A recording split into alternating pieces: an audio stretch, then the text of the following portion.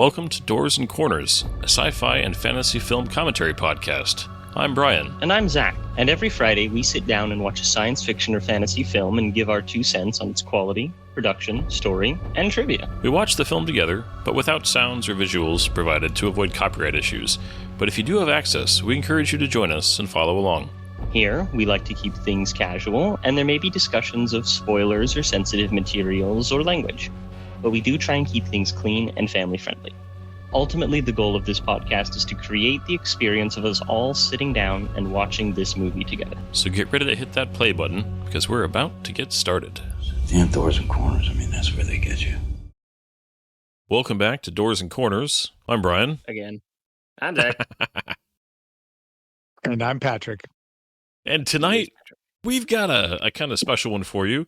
We're not going to be watching a movie tonight. We are going to be celebrating the end of 2024, our first year of recording, which is, it's crazy to think that we didn't start recording right at the beginning of 2024. We're pretty close. And so we started discussing it at the end of 2023, I think. We did, yeah. But it was March, I want to say.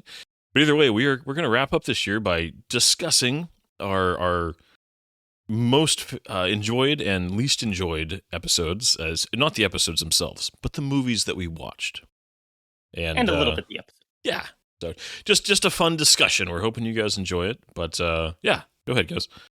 I kind of end of year recap. This was my idea, not to brag, but I really thought that having some sort of ending to kind of tie it all together, look forward to what we're going to be doing next year, and just discuss the highlights of this year. And, I don't know, lessons we may have learned, movies we might have discovered that we absolutely love, or movies that we might have discovered to absolutely hate. Who knows? And of course, not disagree with each other whatsoever. Oh, not at all. We're not very opinionated in this group. Especially not about nerd stuff. No, could never. Opinions? Me? Yeah. So, yeah. So we have a very, very loose format where basically all three of us picked our top 3 and kind of our bottom 3, along with specifically the episode we enjoyed recording the most. So we're going to kind of be going around. We all have, so there's some overlap, but there's also some differences, which would be fun. And there's this has been a great year. Anybody listening to this, thank you so much. We also, at the time of recording, we officially have well over 500 downloads. So for anybody who's actually taking several hours of their life to listen to us talk about movies, we really appreciate it, and I want to thank you. So with that, let's get into the list. Zach, you want to lead us off with your first of your top 3? Get us going? Sure. Yeah, man. So for my top 3 aren't in any particular order, but the first one that I thought of was Stargate. Because Stargate is not a particularly great movie. It is a troubled movie. It is a 90s mid-budget sci-fi action movie with all the caveats there too. Yeah. But I love it. And watching it again and just talking about it, Brian, I think that we were chatting for 45 minutes before the beginning of that episode. Oh yeah. I think that recording is almost 4 hours long. Like the total uncut recording. Hot diggity dog. Yeah. You got going. Yeah. So I blame myself for not being there. I generally keep us on track, I think.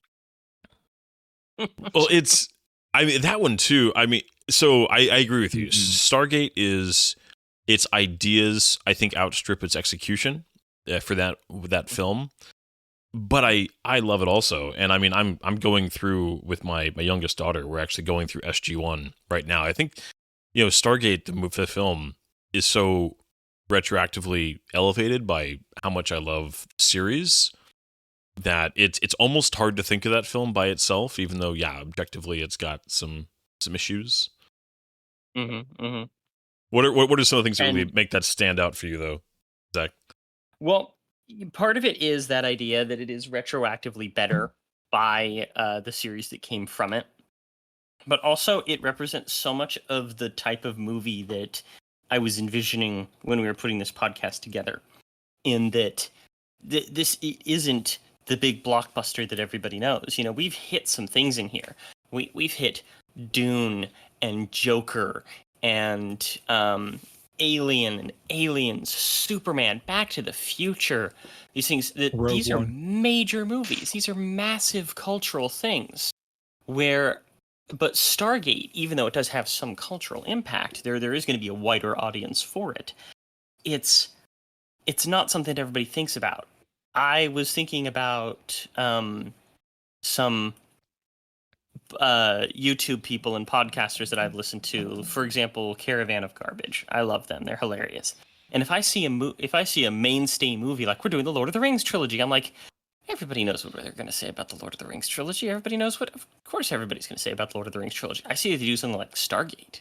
I see that they do the League of Extraordinary Gentlemen. I'm like, oh, I wonder what they have to say about that, because that's niche, that's small, or other movies that I'm not familiar with. So watching that with you guys and just the love I have for that movie, because I absolutely adore the beginning, the mystery, the super ancient civilization vibe, the alien tech, the discovery of the seventh symbol.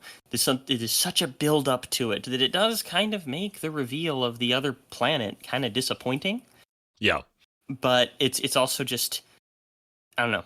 I love it. It's great. And the story behind it too, with all the drama and the rewriting behind the scenes, putting it together in editing, essentially saving the movie. It's brilliant. I love it. yeah, everything about it. Well, I also I'm a sucker for Kurt Russell. He's one of my favorite kind of 80s and 90s just men. Like, to me, like he and Harrison Ford really, I think they were to me they were the two most, people would argue I think Mel Gibson and Bruce Willis should be in this list also, but Harrison Ford and Kurt Russell to me are kind of the two biggest. They moved the action genre, the kind of male hero genre, from, your Schwarzeneggers and Stallones of the late 70s, 80s, the big fitness guys, to a little bit more of a relatable, but just like this cool masculinity that was, I don't know, it had a different vibe, and they really, I think, were kind of people that helped move that archetype in a way that I really enjoyed. As much as I have a huge fondness for the 80s, I also just love the direction the action lead went in the 90s. I apologize. I just drew a blank. The other guy you said with Kurt Russell. Harrison Ford. Okay, thank you. I'm so sorry. Wow. But you're right. It's funny, as you were talking about that, I started thinking, they're these like man's men, but they also don't take themselves too seriously necessarily. They're also they're everybody's guys, Yeah. And like you said about, your Arnold's, your Dolph Lundgrens, like these superhuman looking dudes. They're not relatable, and they take themselves way too seriously. Yeah. Same thing with like Bruce Willis and Mel Gibson. Those guys are awesome, like actors, and they'd be on this list. But Harrison Ford and Kurt Russell they're just a little different. There's a little more, a little more fun to them than. Well, I was about to say all those guys, they're cool, and they know they're cool. Yeah. I do think about the fact that sorry, one second here. No, go ahead. One of the things that really stands out to me is like today, right? Kurt Russell could kind of be doing anything he wanted. He's still a hot commodity, but he does stuff that he wants to do now, and it's not highbrow artsy stuff. It's things like Monarch, the show about the Godzilla show out there, because he gets to make it with his son playing a younger version of himself. You have Harrison Ford out there these days, and he's just doing movies because they're fun, and he gets to do crazy things, and he gets paid for it. He doesn't give a crap about like being artistic and stuff like that. And then back then they had that same kind of devil may care attitude. Did you see Kurt Russell's hat in The Thing? It's an awful hat. horrible. He looked like a joke, but he was so kind of charismatic and comfortable that they can get away with these horrible stylistic choices and still come across like action heroes, you know? I don't know, I love that.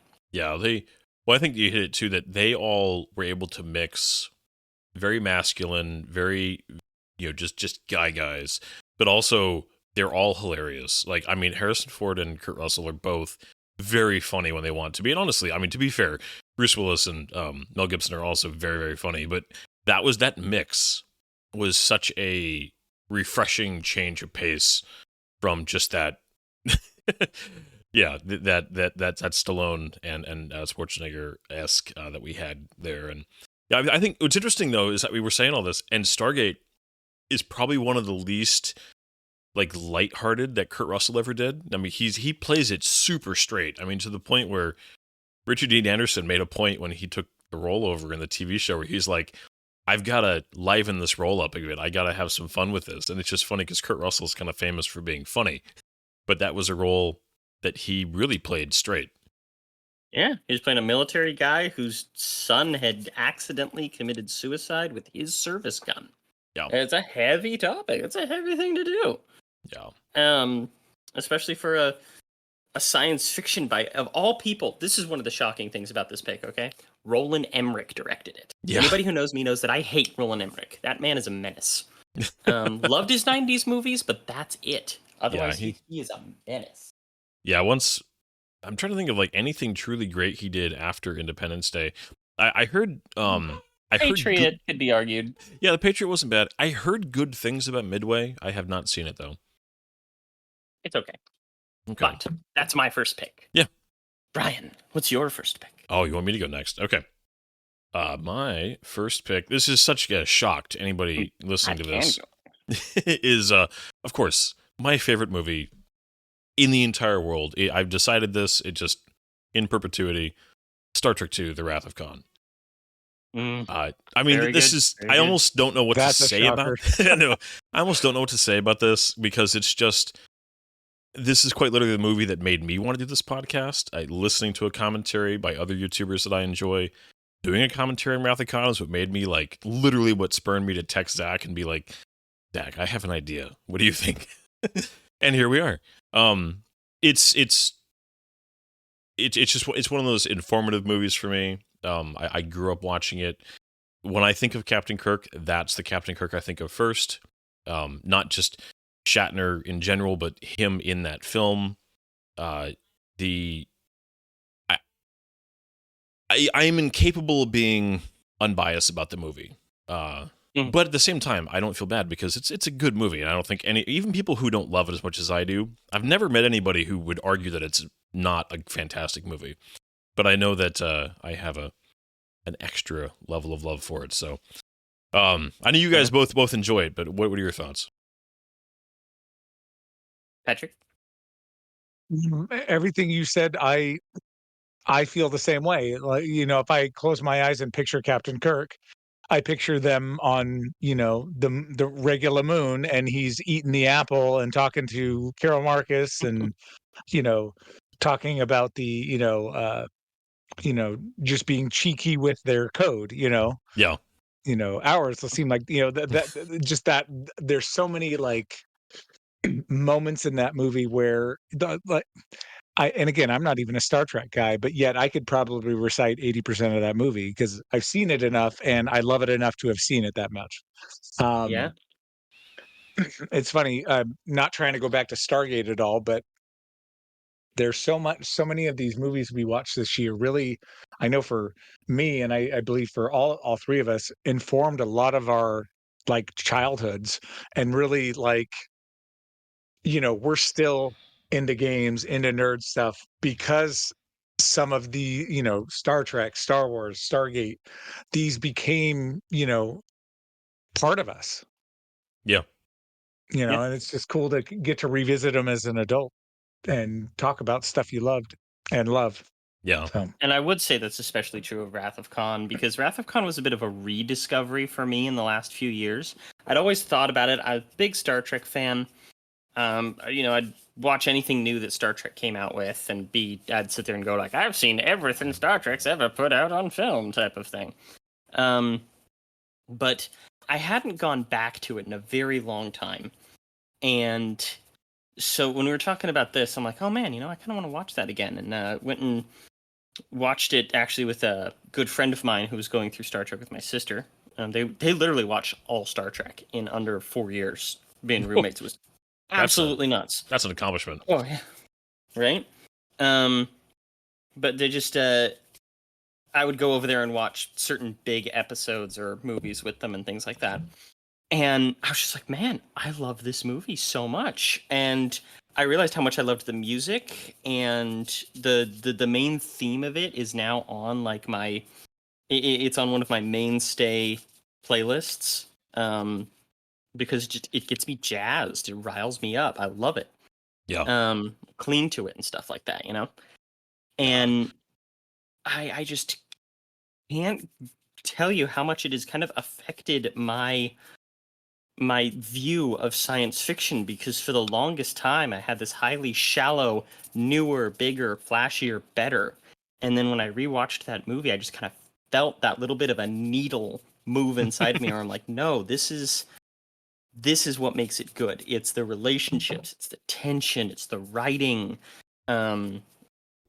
even colored by some nostalgia, which I absolutely understand. But it's just masterpiece of a film in terms of science fiction. Yeah, no, it's a movie that I would. It's one of those. There's a lot of Star Trek that I love and I argue is great, but with the asterisk of it's great for Star Trek, like it's great Star Trek. Wrath of Khan is, I would argue with any cinephile that it's just a fantastic film. It's perfectly paced. It's well acted. The action scenes are good. The characters are amazing. It's just a movie that the themes that it deals with, I mean, granted, there's some benefit to knowing the characters outside the film to really understand where Kirk's coming from and his and Spock's history. That there's that earned history of the show, and even the first film twister, it had that history building up to it. But I just it's genuinely difficult for me to adequately put into words how much that movie affected my opinion of film, of heroism, of villains, of just how you tell a story. And we'll get to this later because I know that there's another Star Trek movie on one of your guys' lists. The characters are, I have, so I'm looking up to my left and I have my, in my little kind of home office here, I have two, I have a bunch of stuff on the walls, but I have two black and white kind of 8x10 photos. And one of them is Harrison Ford in a publicity shot for Raiders of the Lost Ark. Just fantastic. But the other one that I have, and I've had this for a long time, I got this at a gift shop when I was like in high school, and I still have it, is a framed publicity shot, black and white, but just a shot of the bridge crew, just all of them standing around. And it's interesting because it's the original crew, but it's got Kirstie Alley there because it's from Wrath of Khan. And as cheesy as this sounds, these characters were like friends of mine growing up. Like they were truly, I know a lot of people feel this way about certain characters, but for me, these were as much my friends as the real people in my life, and they influenced me as much as real friends did too. And this was the film that was the touchstone for all of that. So anyways, I know we gotta keep going, but I could not ever overstate my love for this film. So yeah. And I think that is a really good thing to have, and to be able to have a touchstone on that. I have a couple of movies like that myself. I know that it's a big thing.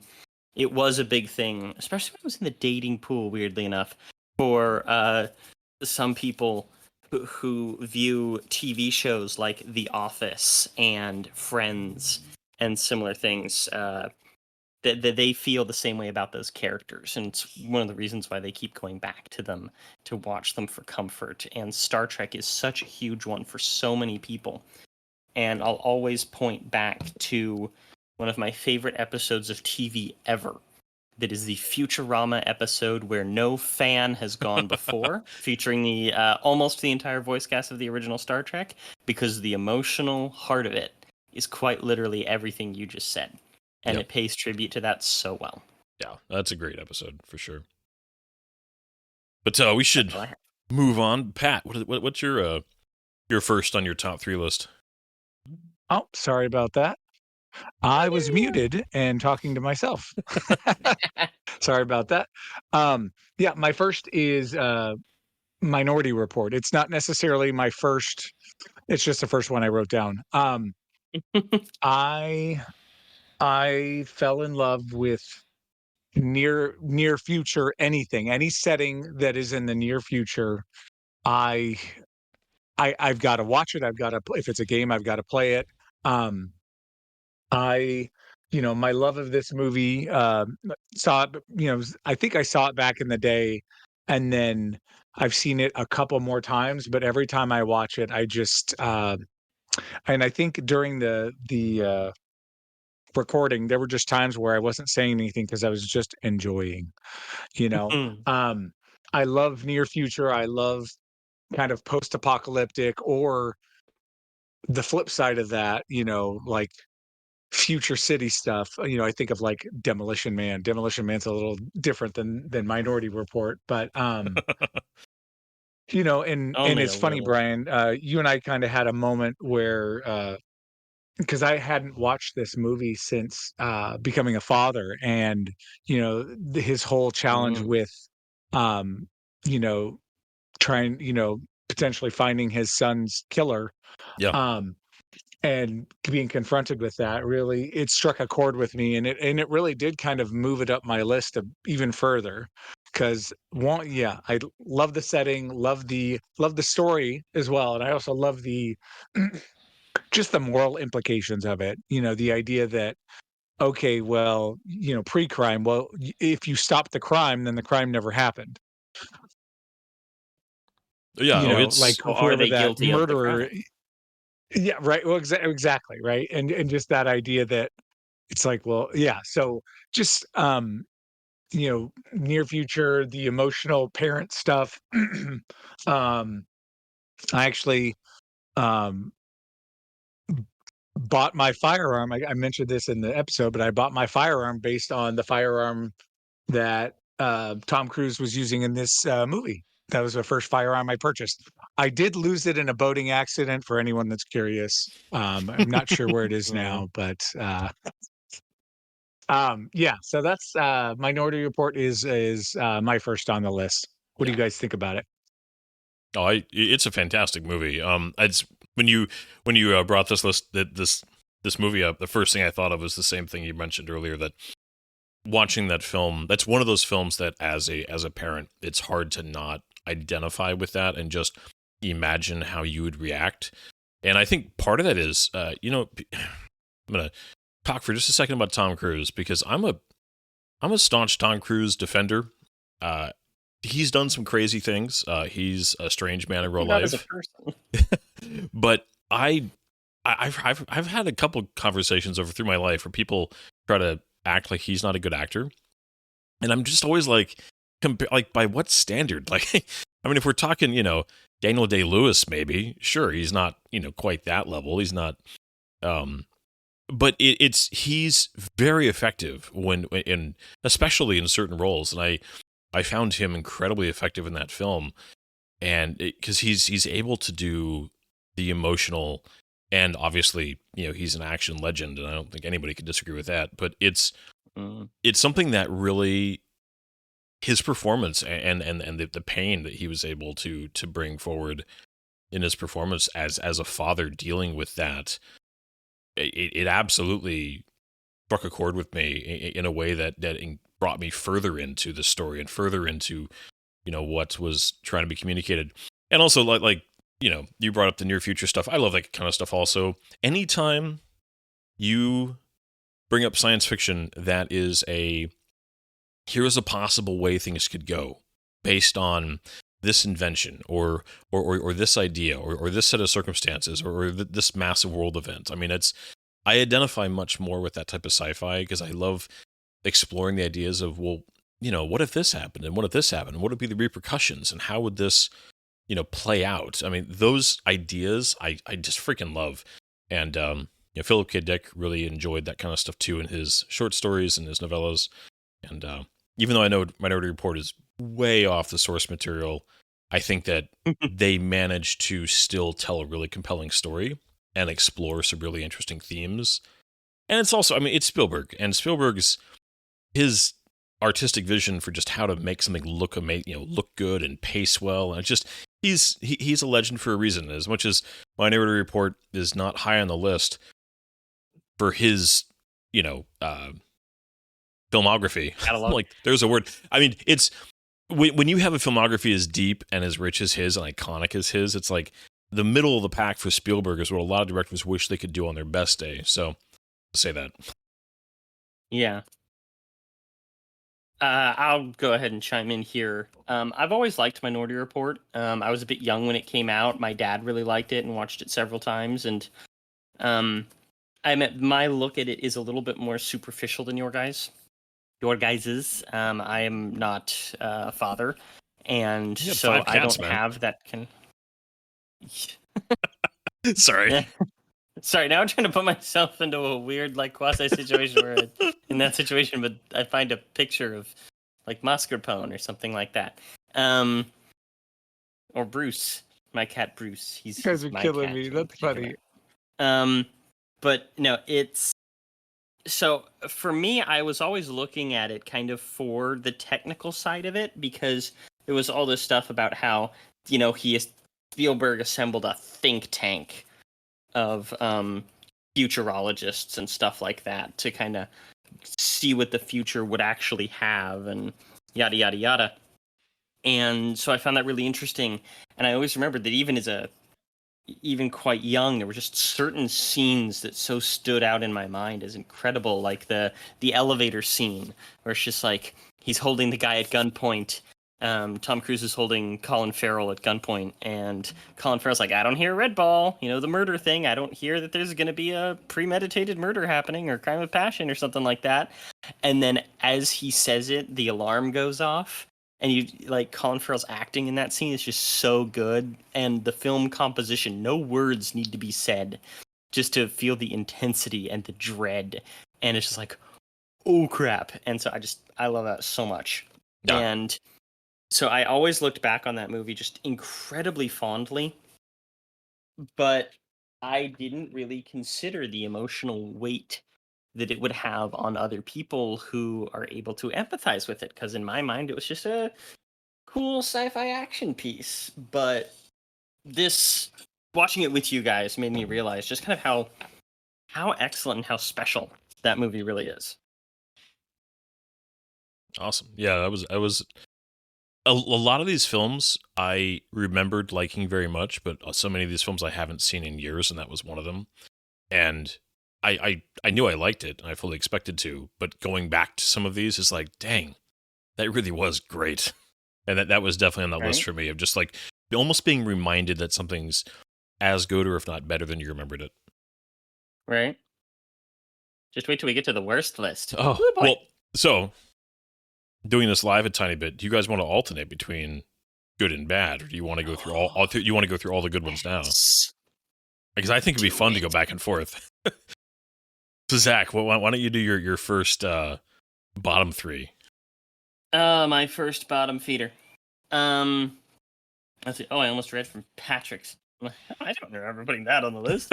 But for the bottom three, it has to be the 1995 Judge Dredd. I hadn't seen that movie in so stinking long, and I remember seeing bits of it from when it was on TV on a Saturday afternoon, all edited up and stuff like that. And I'm like, this looks kind of cool. This has got, and in my head, I genuinely had it as a 1980s action movie. I'm not joking. Up until we were planning it for this podcast, I even remember mentioning it, just oh, we have to do the 1980s Judge Dredd. It does feel like it. And it was made in 1995. Yeah.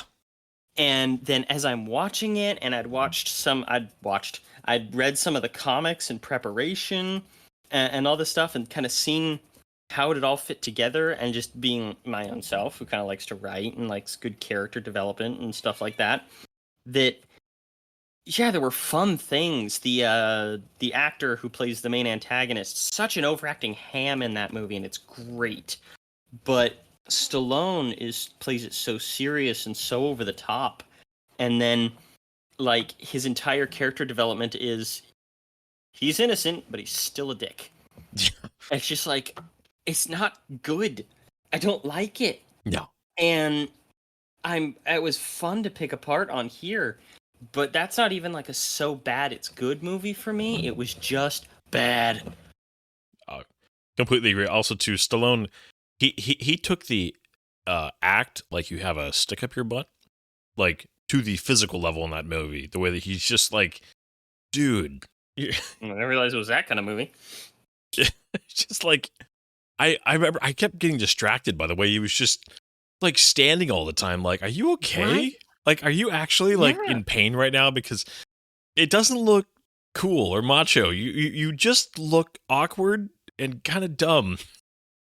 For those of you who haven't seen it, he's standing so strangely, like with his chest like pushed back and his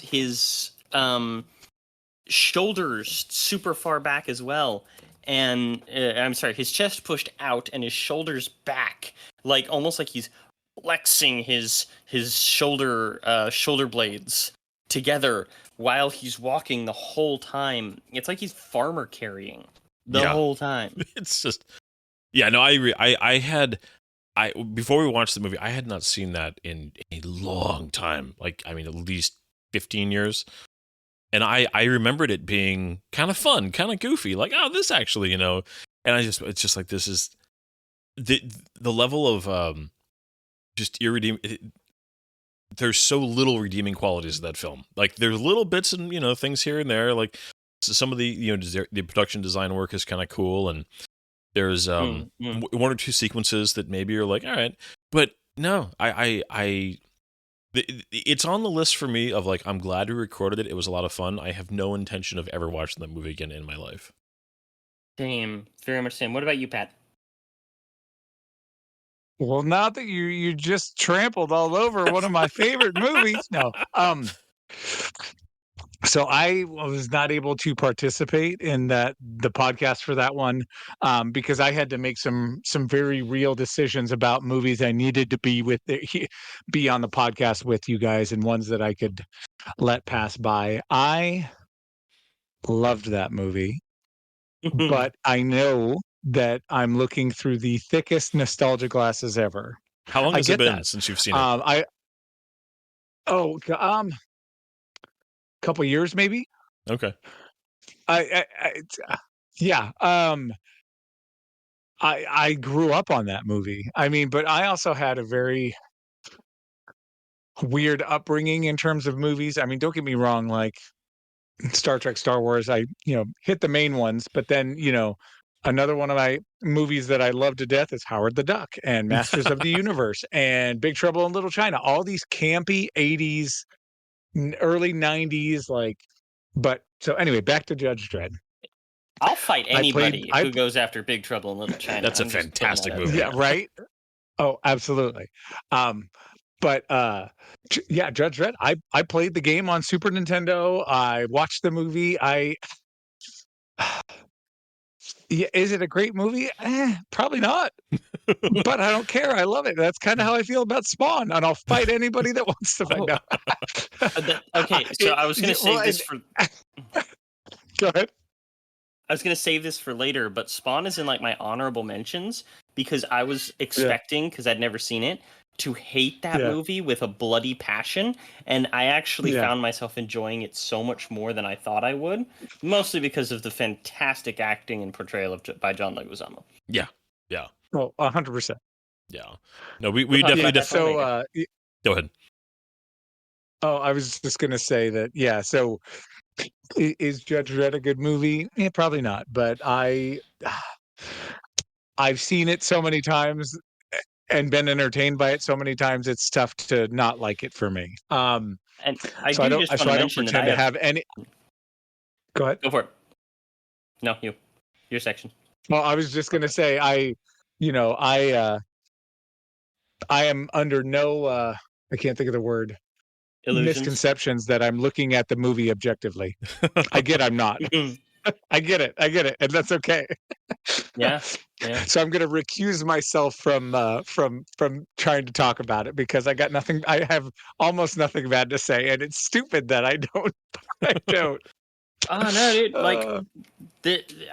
What I was going to say is that I am not the type of person who's going to hold it against anybody. Like, if somebody came out there and said that Battlefield Earth was their favorite movie, or they had or that they loved that movie, even if there was some nostalgia there, I admit that I'd probably be like a little bit, I don't know if I can trust this person, and I don't think I want them around my kids, which I don't have. But it's just like, I totally understand why movies like that are such huge parts of childhood. I have massive nostalgia, even though I recognize that they are god-awful films.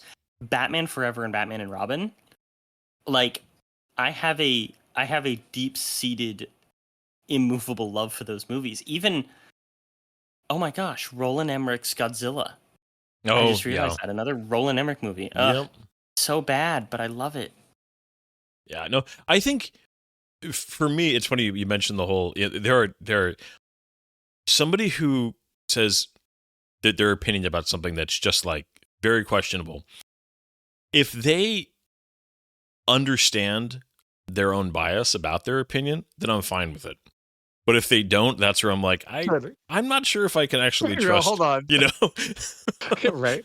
Oh gosh, yeah, no. So what do you mean, Rise of Skywalker is the best Star Wars movie? Oh, I'm gonna climb through this microphone and pummel you. Hey, Zach, I want to remain friends with you. Please don't say that again. Oh gosh, so good. Well, it's I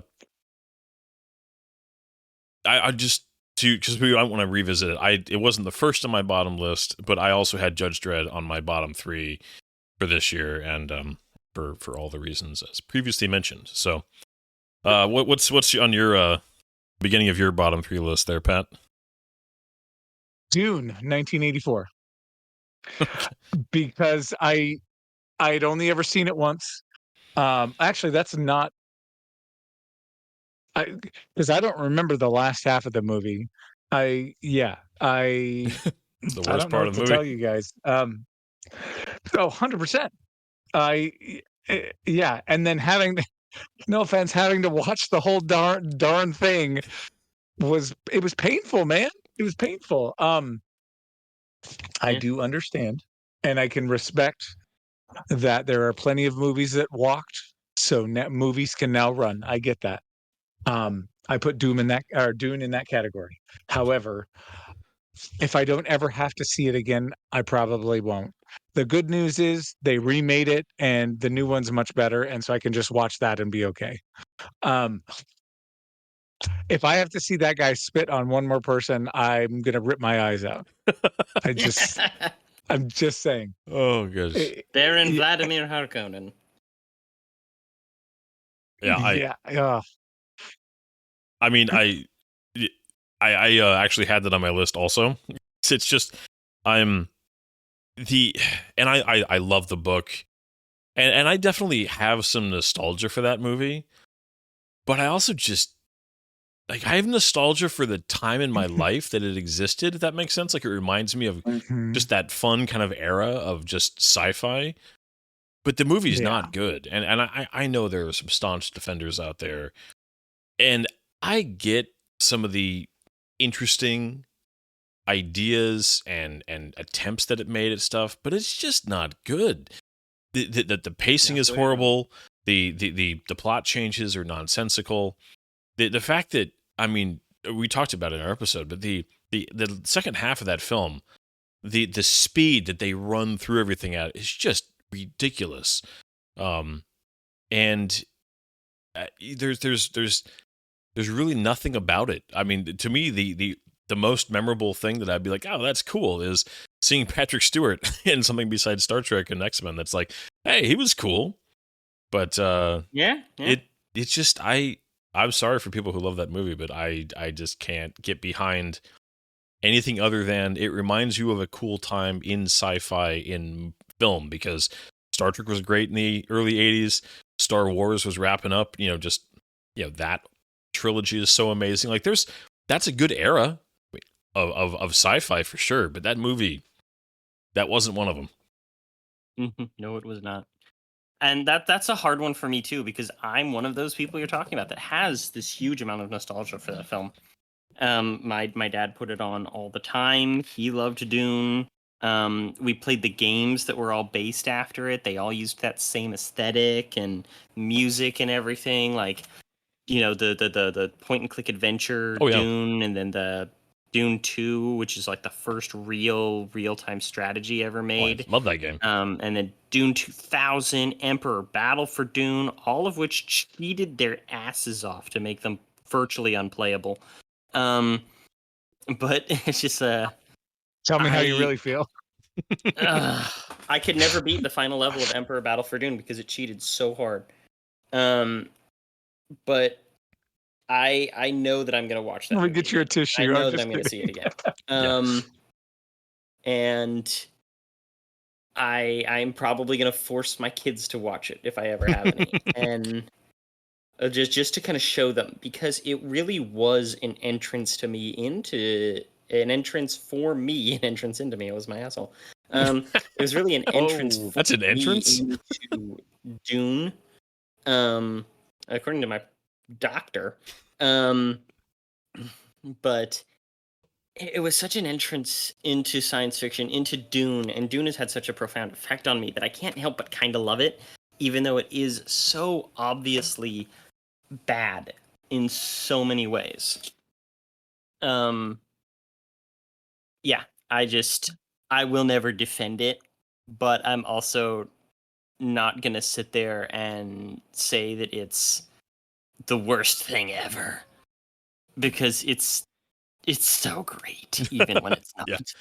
No, that is totally fair, and just I absolutely did show my kids after we I remember they were over for the weekend and we went and saw Dune Part 1 in the theaters, and then the next day I was like, so you guys, I'm going to show you something, and it's kind of an experience, especially in the shadow of what you just saw in the theaters. And they were like, "You said that it's an experience." And I just remember them looking at me like at the end of it, like, "What was that?" I'm like, "That was Dune." Why did you make us watch it, Dad? Why would you do that? So don't you love us? Yeah. So as much as I will not defend the movie, I did show it to my kids because I will absolutely put it in the list. I don't think Judge Dredd is in this list at all. Dune is absolutely in the list of, is it a good film? To me, no. Is it a film that people should watch if they want to explore science fiction and genre storytelling and kind of that era? I absolutely think that they should. But that's kind of where it lands for me. Absolutely. Man, so funny. I was going to say one last thing about it really fast. It taught me to absolutely despise the intense, quiet, inner monologue voiceovers. Yeah. Used so many times in there. One of the reasons why I can never get into the show Attack on Titan ever is because there are so many over-dramatic, deep revelation voiceovers in that show, and it just reminds me of Dune, and I can't take it. We just lost a few fans there, but that's okay. Yeah, can't do it. Sorry, I have to say this. Both my daughters got heavily, well, not got into. They're still very much into anime, and my oldest very passionately argued with me to watch Attack on Titan, and it was also due to things I won't talk about. I was like, all right, I'm something to do that she's really into that I can experience with her. I will give this above and beyond effort. And so I've seen all of Attack on Titan more than once, and it's definitely got issues, but I also get why it's so popular. But you are not wrong, Zach. Although in the world of anime, it's actually quite tame. I started to try to get into Demon Slayer, and I just couldn't do it because it was so, in the span of half a second in real time, they have their entire life go through and have time for, an epic sporting event level speech to themselves about trying harder. And I'm just like, this is where the cliches come from. I found them and they're all true. So anyways, to not get too derailed on anime, but yeah, just, if my kids ever listen to this, yes, I will acknowledge I have seen quite a bit of anime and some of it is okay. That's what I'll say. It's even really good. Anybody who hasn't, go out and watch Full Metal Alchemist Brotherhood. No, only Brotherhood, not the other one. All anyway, right. moving on. So Zach, what is your next in the top 3?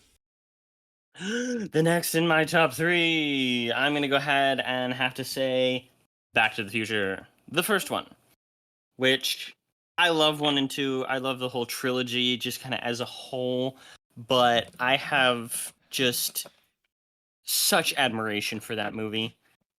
It's perfect. Like, technically speaking, I don't know if there's another movie out there that, in my plebeian opinion, has achieved something as perfect as that movie.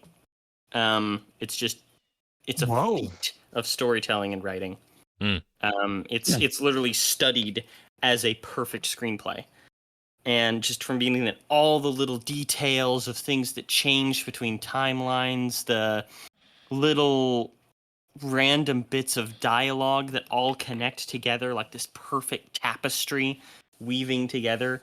And it's just so funny and infinitely rewatchable for me. All the acting, all the writing, all the jokes, and just so many great iconic scenes that absolutely deserve it, and such good music throughout. Oh yeah, the great Alan Silvestri.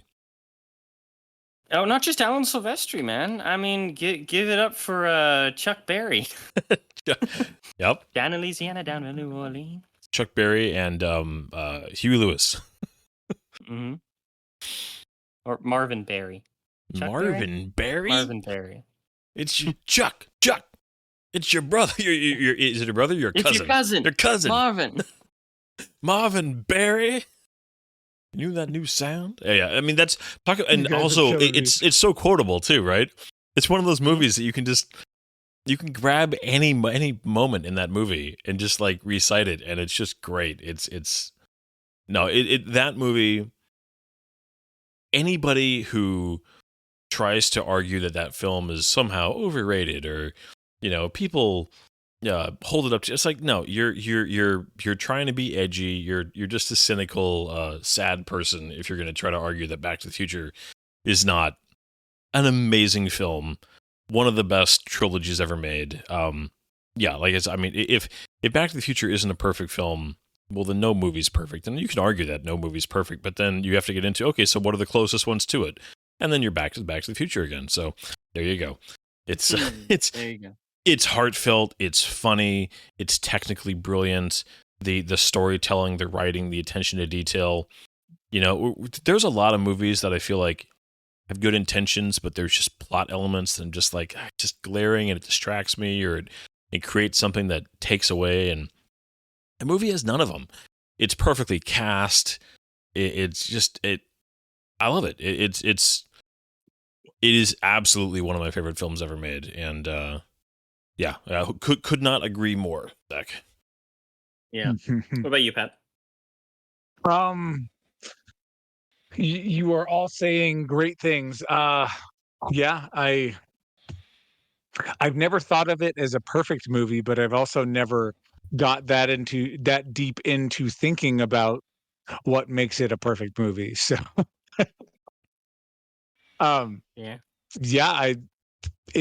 it's funny that, Brian, you said, that's probably one of the best trilogies ever made, and you're right. Yeah.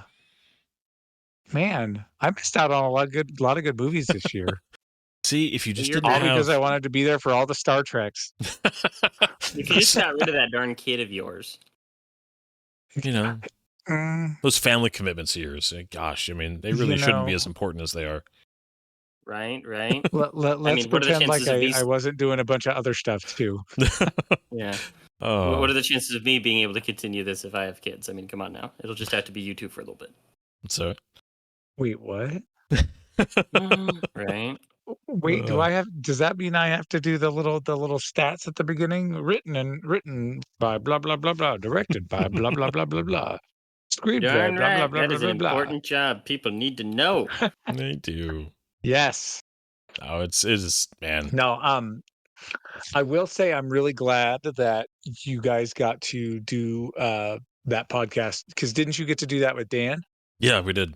That is correct. Yeah. Awesome. Good. Good. And I'm so glad that that worked out. Because I want to say, like, had you guys not been trying to do that, I probably would have been there for this, for Back to the Future. Because it is such a good movie and it's fun and there's lots to talk about. And, Brian, like you said, some of the technical aspects are cool, while also being believable, Mhm. and doesn't require too much, suspension of, what's the word? Disbelief. Suspension of disbelief. Yeah, there we go. Well, So it's yeah, such good. it's a good movie. I was gonna say it's I was just gonna say it's a good movie. Yeah, I appreciate movies that walk the line between kind of complicated plot elements and ideas, and time travel is an inherently complicated thing, and manages to keep it very accessible and very understandable while not making it appear trivial or simple. You know what I mean? Like just that perfect balance of the save your garbage for Mr. Fusion. Throw your banana peels and your beer cans in there and go to the future. Yeah. Yeah, I would say that one of its real strengths in that area is that the time travel isn't just there to set up a funny situation. It's actually just like genuinely an important part of the story and the threat and the what's the word I'm looking for? The crisis that they face. Because every good movie needs to have a crisis, And it's handled just so well. Where other time travel movies can be handled well, but they can be overcomplicated, Mr. Christopher Nolan. They can be convoluted and make no sense. Pick one. I mean, it's just like, Timeline. There's a movie. Oh gosh. Yeah. So it's just like can't speak highly enough of it. Yeah, and it's such a good movie. I love that the plot makes time travel just this crazy thing that Professor Brown comes up with, but then time travel itself becomes like very essential to the very fabric of the film. Like it's not just a plot device; it actually is part of the story in a way that is just brilliantly woven in a way that's just enough to make it vital, but not lose the fun. That movie is such a great balance between stakes and just like humor and goof. Yeah, it manages to hit all of them. I think that it's. I don't think you can overstate. Again, I mean, I use that word with Wrath of Khan. I think it applies to Back to the Future also. I don't think you can overstate how good that movie is and what its redeeming qualities are. I mean, there's so many of them, and it's if you don't love it, that's fine. But it's one of those I don't think anybody can objectively argue that it's not a great film. I'd agree with that. So, well, my next one. So this one I'm actually looking forward to talking about specifically because my kids. I'm going to tease this a tiny bit before I say it out loud. My kids told me I needed to watch this movie, and then Zach was like, "You watched that movie and you liked it? Okay, that's great." I had no interest in this movie, and I ended up freaking loving this movie. And that is Dungeons and Dragons: Honor Among Thieves. I'm rarely surprised anymore, especially when it comes to stuff that's made nowadays. I know this sounds arrogant, but I so rarely go into a movie expecting to like it and not liking it, and expecting to not like it and being like, yep, that just wasn't that great. And I don't think that that's my own bias entirely. I think a lot of it's just, you get older, you come to realize what you're going to like, what you're going to not like. You're just going to see signs and trailers and behind the scenes stories and just know like, yeah, this probably, isn't going to be whatever. And this was a film that I saw the trailers for, and I was just like, all right, so they're trying another Dungeons and Dragons thing. I hope the fans of D&D enjoy it. But I was never a D&D guy. I've never played a tabletop game in my life. I haven't seen the old, was it another movie or an animated series? I know there was something You'd previous to that. be so good at a tabletop game, by the way, Brian, because you have such a strategic mind. You're missing out, man. Oh, Well, okay. So I now have an idea for next time you come and visit. Okay, Patrick, you in? And I mean, I'm happy to 100%. Let's do a one shot. I'll run the game. Okay, and I'm honestly for that. But I mean, as far as just again this film, there was nothing about it that appealed to me. I mean, I'm a fantasy guy occasionally. We've talked about this a few times. I'm much more of a sci-fi guy. I like Chris Pine just fine, but he's not like one of those actors who I'll go see a movie just because he's in it. Fine is fine. But this movie was amazing. It was so much, and I the fact that this movie made me love it, having no attachment whatsoever to all the inside jokes, all the little bits and pieces that someone and then watching it several times over, especially with Zach, who was able to like point out all these, and the other weird Easter eggs. The other weird coincidence is that Baldur's Gate 3 came out roughly the same time. And I had not played any Baldur's Gate games, and I mean, I touched the first two, a tiny bit, but I barely remembered them. And it was like kind of this little introduction into, I get that reference, and I get that reference, and Zach pointing out all these things.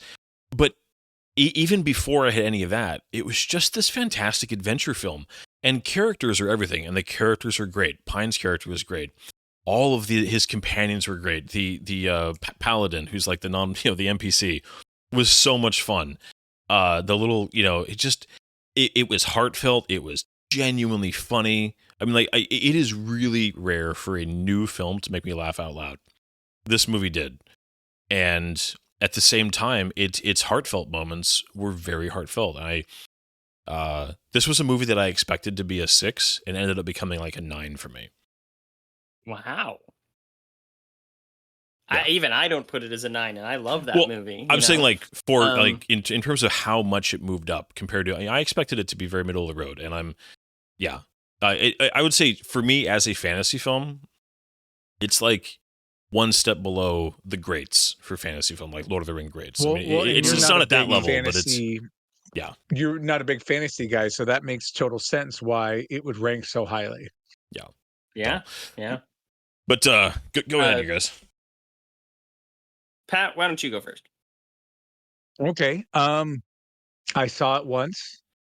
I loved it. I haven't seen it again. I would have loved to have watched it with you guys because I have played tabletop games, and I want to say I watched this by myself, so I didn't have anyone to like joke with or go. Oh, I mean, I picked up on some, on the various.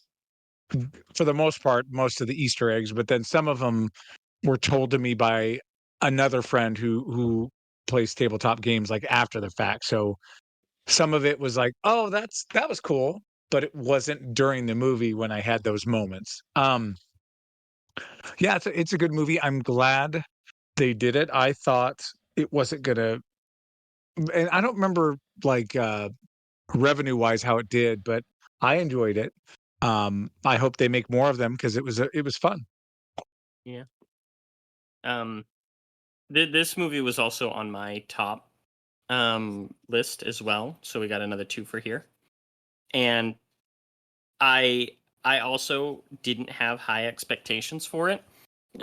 Chris Pine has not had a great track record for picking franchise movies. He tends to make some good ones, but then the sequels fall apart, stuff like that. I really am not a fan of Michelle Rodriguez, who is one of the main characters in there, but I loved it when I saw it. Same thing, like I absolutely adored it. I got a lot of the in-joke references that they mention. But there were even a whole bunch that I didn't. And I remember watching some videos where they're like going over, oh, the intellect devourers don't go after them because all of their classes are non-intelligence characters and yada yada. I'm like, oh my gosh, I didn't know that. But sadly, it didn't do as well as they were hoping. There probably won't be any more of them, which is really sad. But I love it. And all the little references in it, so many. And what Brian said, even if you don't know the references, it is still just a solid fantasy action adventure movie that's accessible and it's charming. It is overflowing with charm. One of the directors, John Francis Daly, I recognized him from being an actor on shows I grew up with, like Bones, which was fascinating to me. One of my favorite YouTubers, it has like a reference to him in the movie. Greg the bartender from How to Drink. And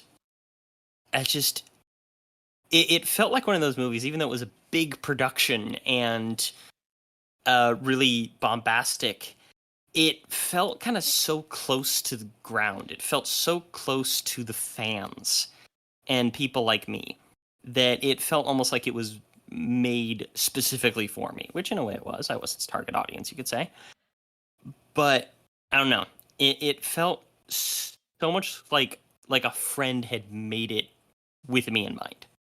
And I love that. And it has my all-time favorite movie dragon in it, the Thunderchild, the overweight fat dragon, is just hilarious to me. I giggle a little bit just thinking about that dragon. And I was going to make one more point, and there was a good reason for it, but it has gone out of my head. So I'll just go ahead and leave it there. But also there were two. Go ahead, Zach. There was 2000, the year 2000 rendition of Dungeons and Dragons. It was an absolutely horrible movie, and there was a 1980s animated series. Answering that question. Okay, got it. And I want to say, I mean, would you call Vox Machina, like, would you consider that a D&D show? Oh, very much so. Okay. It's a little bit more adult than I prefer. In my entertainment, when Brian was talking about a D&D show, that's what I thought of. But one thing I wanted to say that you made, you were talking about when you were talking about how it felt very like close to the ground and like it was made for you. And one of the things that popped into my head was kind of how the Deadpool movies are made. Because I feel like the Deadpool movies are made for fans. They're not made for, they're made for the people that get the inside jokes. They're made for, breaking the fourth wall. They're made for these kind of things. And I don't know, I'd like just thinking about it, that made me think of like the way Deadpool movies are made. And I don't know if I'm way off the mark or not, but that's just what popped into my head when you were talking about how Dungeons and Dragons was. No, I think you're correct in that. That there's a hint of meta to it in a way, and yeah, just I'm also just stoked that that's on your favorites list, Brian. Just yes, well, and join us. Yeah, well, it was probably my biggest surprise of the year. And again, I mean, I have loved introducing my kids to movies. Just as, I mean, it's one of those joys of growing up. I mean, showing them films that I loved, showing them shows that I loved. I mean, I refused to do a lot of the typical kid shows. So I'm like, this is before streaming, but I went and paid to buy the DVD sets of Batman the Animated Series and stuff like that for my kids who were growing up. I'm like, because I want to make sure they're watching stuff that I want them to see. A little selfish maybe, but you get to, that's your right as a parent. Yeah, man. And so it was fun to have like my kids come to me and be like, Dad, you'll really like this. And then, finding obviously Zach liked it. It was I like being surprised. This thing is too, when people say, oh, you're never surprised because you just set yourself up and you predetermine things. Like, no, I love being wrong. I love being surprised by a film that I didn't have high expectations for, and then ended up just going, this is great. I judged this before I saw it, and I shouldn't have, because this is exactly what I want out of a great, just fun action movie that has heart, that has good characters, that its jokes are actually funny and well thought out, that it's the mechanics of how the world work makes sense. That I love all that stuff, and this was a movie that absolutely did that. So, I'm very happy to have it on my list, and it's it's interesting too. I'll say this fast before I move on to Pat's next pick. It's hard to look at this because we watched some good movies this year, and I wasn't trying to pick out the 3 best films when I was thinking of mine, but I was just trying to think of like the ones that just stood out to me as like these are the ones that really I remember hitting me the hardest as we went through them, because there's some, we'll get to some honorable mentions at the very end of this, but D&D, are there some other films that we're not talking about that are probably better than it? Of course there are. An easy one comes to mind is like Aliens and Alien are like perfect films, but this movie just popped out at me, and I love that. So I will happily revisit this film several times in my life, I'm sure. Heck yeah, I remembered the thing that I was going to say. Oh my gosh. I loved that in an era where people kept trying to be Guardians of the Galaxy, this movie actually was able to do it in a way that was enjoyable. That's all. No, that's great. Yeah. All right, Pat, what's next for you for a top movie? Let's see. So my next one was Wrath of Khan. We already kind of hit on that one, so I'll hit my third one, which was Rogue One. Mainly because it's the only Star Wars movie we watched this year, and so it's got to be on the list, right? No, yep. But what do I have to say about Rogue One? Hindsight, I should have been thinking about this a little more. But really, bad podcaster.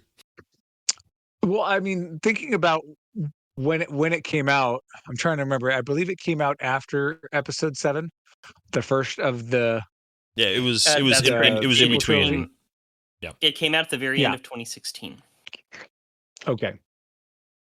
And I remember kind of all the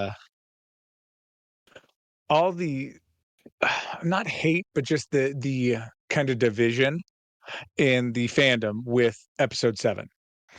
And so when Rogue One came out, I don't remember hearing as much division, and I really liked that. That's not why it's a good movie to me. I love that Star Wars went and revisited a story, kind of tucked in between a bunch of big movies. It'd be, it's kind of like, I'm trying to think of a good example, but I don't have one off the top of my head. It's like, yeah, I'm not going to say Star Trek Discovery because that's not a good example, but just the idea of kind of, hearing something on screen, someone talking about it, or say again. Lower Decks. Yeah, something like that. But just the idea that it's like kind of you've got these 3 pillars, in the original trilogy, and then you've got these other 3 pillars as the prequel trilogy, and then you've got Clone Wars filling in the prequel trilogy, and then Rogue One kind of slides in and kind of bridges them together because it's in between both. And I just appreciated. They didn't have to have lightsabers all over the screen. Obviously, there was one lightsaber scene in it that was friggin' amazing. However, and really that was actually, if you think about it, that was the first movie where a main character, the main character was not some form of force sensitive person. I mean, really, the first Star Wars movie, right? Yeah. No, you are right. Yeah. Yeah. And I think, without Rogue One, we don't get Andor, which was a really well done series. Incredible show. So Rogue One really kind of laid the groundwork for Star Wars to be able to make more movies that didn't have lightsabers and Jedi and Skywalkers all over the place. And I think that's great. Because you can only milk that cow so long. Yeah. I don't know. We'll watch them. Go ahead, Zach. Yeah. So I'm trying to think if I had anything else to say. No, I loved K2SO. Alan Tudyk is fantastic.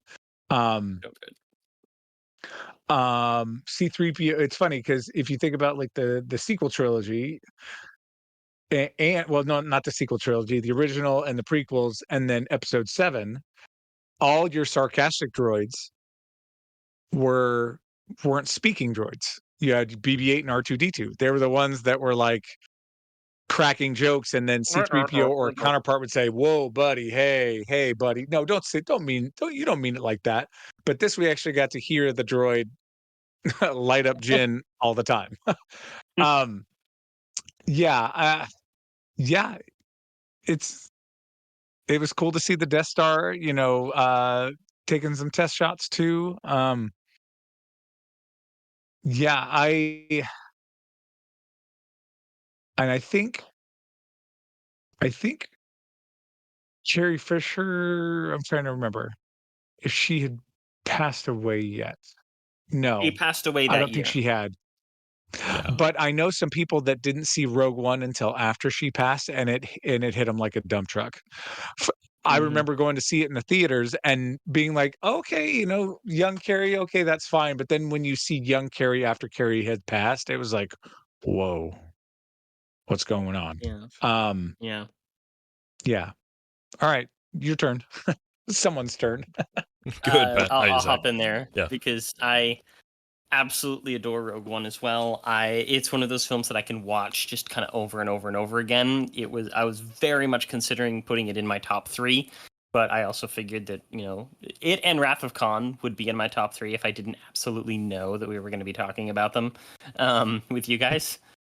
It's just, I love this movie, and it actually came out during like just before and then during one of just the craziest, worst times of my life. And I ended up seeing it in theaters like 4 times because I loved it.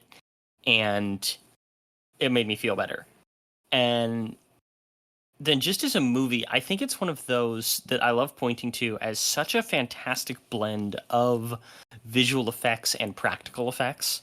It really stands out in my mind for that, because you can see when they're on these sets and the sets look really good, and you can see the people in makeup and all the props and everything looks right, but there's so many visual effects just kind of thrown into it.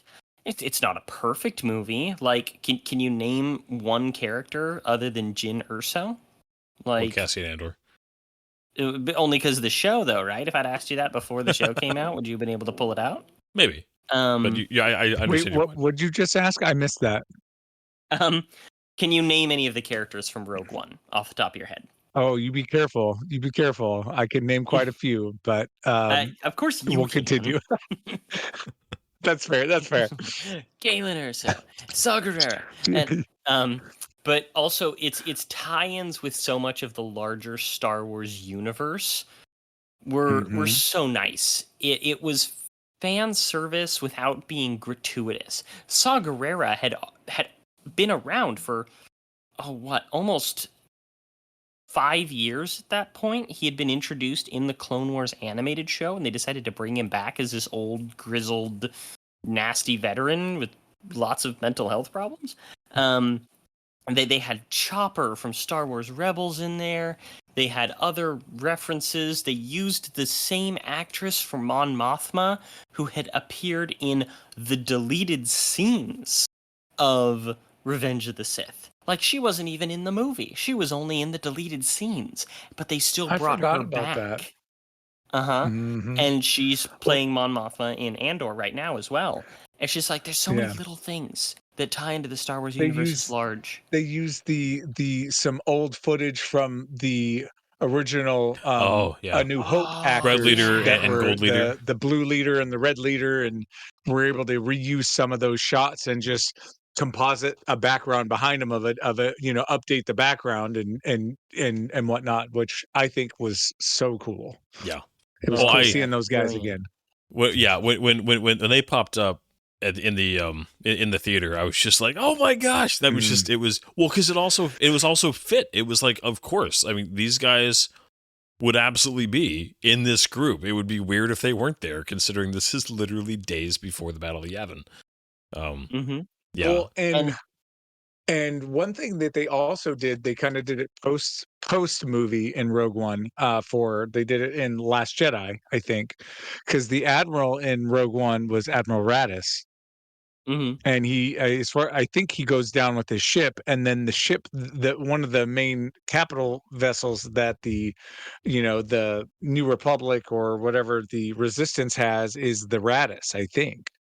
Yes, I believe you're right. Yeah. In Last Jedi. So it's a kind of a cool post-mortem Easter egg where the future movies use some stuff from Rogue One as well to continue to just knit it together in such a beautiful way. Sorry, continue on, Zach. No, that's exactly the type of stuff I'm talking about. And yeah, I'd forgotten about that example. I was just going to mention that Rogue One also has what I believe to be the best space battle in Star Wars since George Lucas was directing. Easily. I think that because I think that the space battle at the beginning of Revenge of the Sith is really quite good, even if it gets weirdly bogged down in buzz droids. But it does. It does. It does. Went on for just a minute that's why I'm laughing, because it has some pacing issues, even if it's visually amazing. And it's just like that's where the sequel trilogy and other have fallen down a little bit, is in the big space battles. I even felt like the prequel trilogy didn't do space battles justice in a lot of it, compared to what we got in the other films in the original trilogy. Yeah. So for them to have that so well done in Rogue One just warms the cockles of my heart. Right. Well, and that goes to show you that it can be done again if the right people who care enough about making something like that does justice to George Lucas's legacy. If they care about it enough, they'll do it. And which is why I think a lot of the really good space battles in Star Wars in recent years have come from The Mandalorian. Yeah. Yep. Yeah. Yep. No, this is and I'll just briefly touch on this. I think that I'm the most down on the Disney Star Wars era out of the three of us. I think that's a safe thing to say. And this is one of those real beacons for me. We were talking about this with Dungeons and Dragons. Wait, what's that? A beacon of hope. You're funny. This was kind of like Dungeons and Dragons. Put on hope.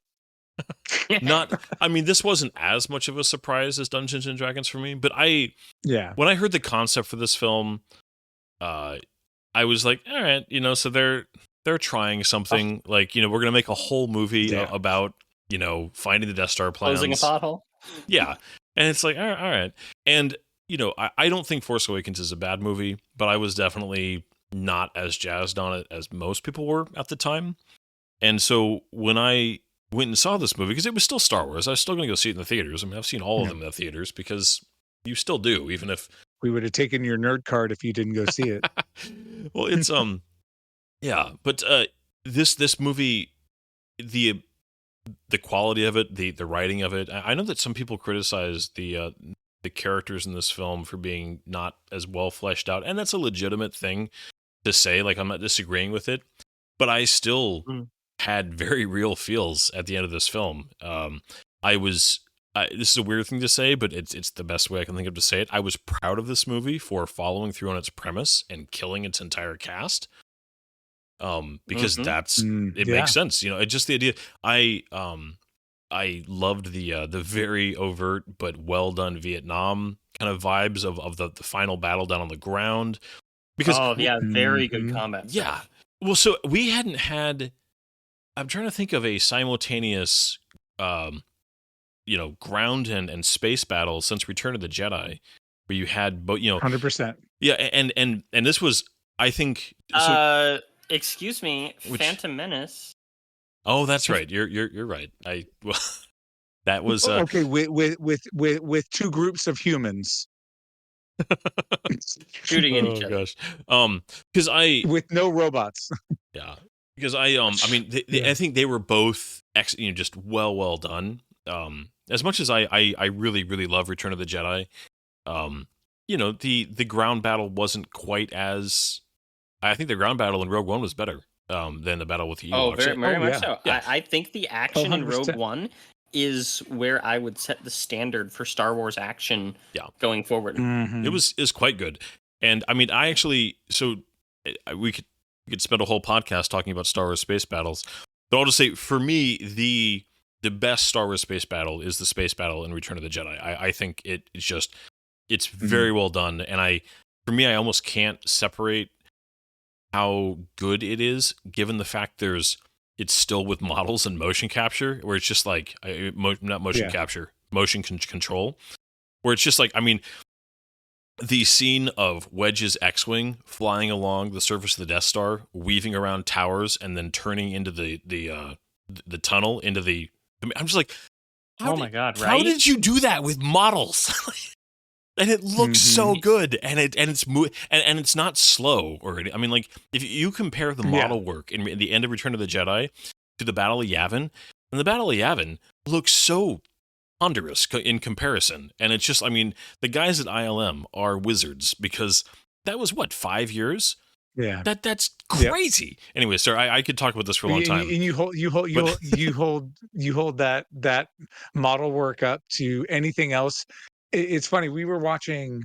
Oh, Jess and I were watching Caravan of Courage. Oh goodness, yeah. Are you guys familiar?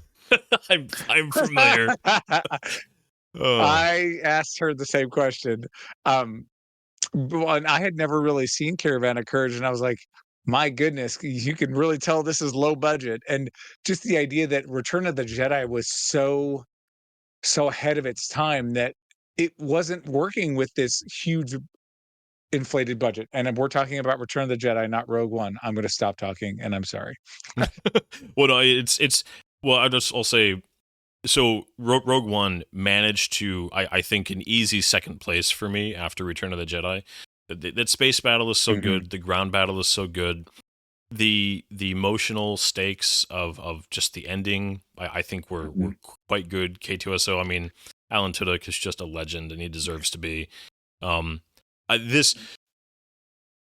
This to me was and still is to this day is the peak of what Disney Star Wars has been. There's definitely some other high points. Andor was good. Season 1 and 2 of Mandalorian was Solo good. Getting some acknowledgement. No, Solo was way better than its reputation, but I still think it's a substantial step down from Rogue One. But I by no means would argue that Solo is a bad movie. Rogue One, if you asked me which one I wanted to watch, 9 times out of 10 it would be Rogue One over Solo. I agree with that. So, but you're right. It's just this was one of those movies where I'm like, they're still good, and then Andor showed it again. I mean, somebody like Tony Gilroy can come in and still make amazing Star Wars. So, yeah. And I don't know, I don't remember if you actually touched on this, Brian, but special shout out, for me anyway, to Michael Giacchino for his score in Rogue One. This was his first movie. I used it at my wedding. This was the first Star Wars movie he did, right? Yeah. Yeah. The true successor to John Williams. Oh, he is. Humble opinion. Gosh. Yeah, we could also talk about composers for an entire episode. He's amazing. I mean, he absolutely is in the same conversation as Williams and Zimmer and those guys. He's a legend, and he's still got hopefully a long time to go. So I expect nothing more. But man. Yeah, the fact that he was writing such amazing music at the age when he started composing is just phenomenal. So, shutting up now. Shutting up now. Yeah, we should. We're gonna go. Gotta get into the bad movies. Bad movies. Yeah. So next time, Pat, you want to do the next bad movie? Sure. My list is gone, but it's right. Where'd it go? I've got it right here. Okay. Spawn. How do you have Spawn in your Because bottom? This was your idea. Because watching it again, I was like, and again, I watched it a bunch, prior to, having my own child and like several other things, and like just some of the moments with the clown and the kid and just the clown made me feel icky this time around. Let's just put it this way: the nostalgia glasses in which the pedestal that I had put Spawn on, and that excitement, I like. I'll never watch it again. It's so funny that I feel like you and Zach are like reversing on this film. We switched spots. Oh, 100%. Yeah, we switched spots big time. Yeah, I don't need to anymore. And yeah, it's just it was way cooler 20 years ago. Yeah, because I'm in this position where I'm like, that was my big pleasant surprise. Because I feel like we've had two, because we have another one in the pipeline that we've already recorded that'll be coming out after this one and all that stuff, where it's just like there are just some genuine movies that I hadn't seen, or it had been years since I'd seen them, and kind of had them prejudged. And yeah, can I sit there and call Spawn a good movie? No, but I was expecting like a 3, and it ended up at like a 5. And I'm like, huh. What a pleasant surprise. What an excellent performance from John Leguizamo. It is really interesting how expectation plays into the feelings on film sometimes. Mm-hmm. Oh, big time.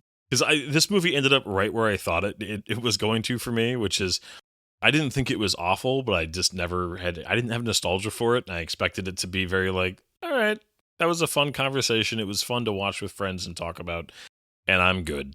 And that's exactly where it ended up, and where it's probably going to stay for me. Yeah, totally valid. But I will fully acknowledge that his performance, John, how do you pronounce his last name? Leguizamo. He really did do a fantastic job in that role.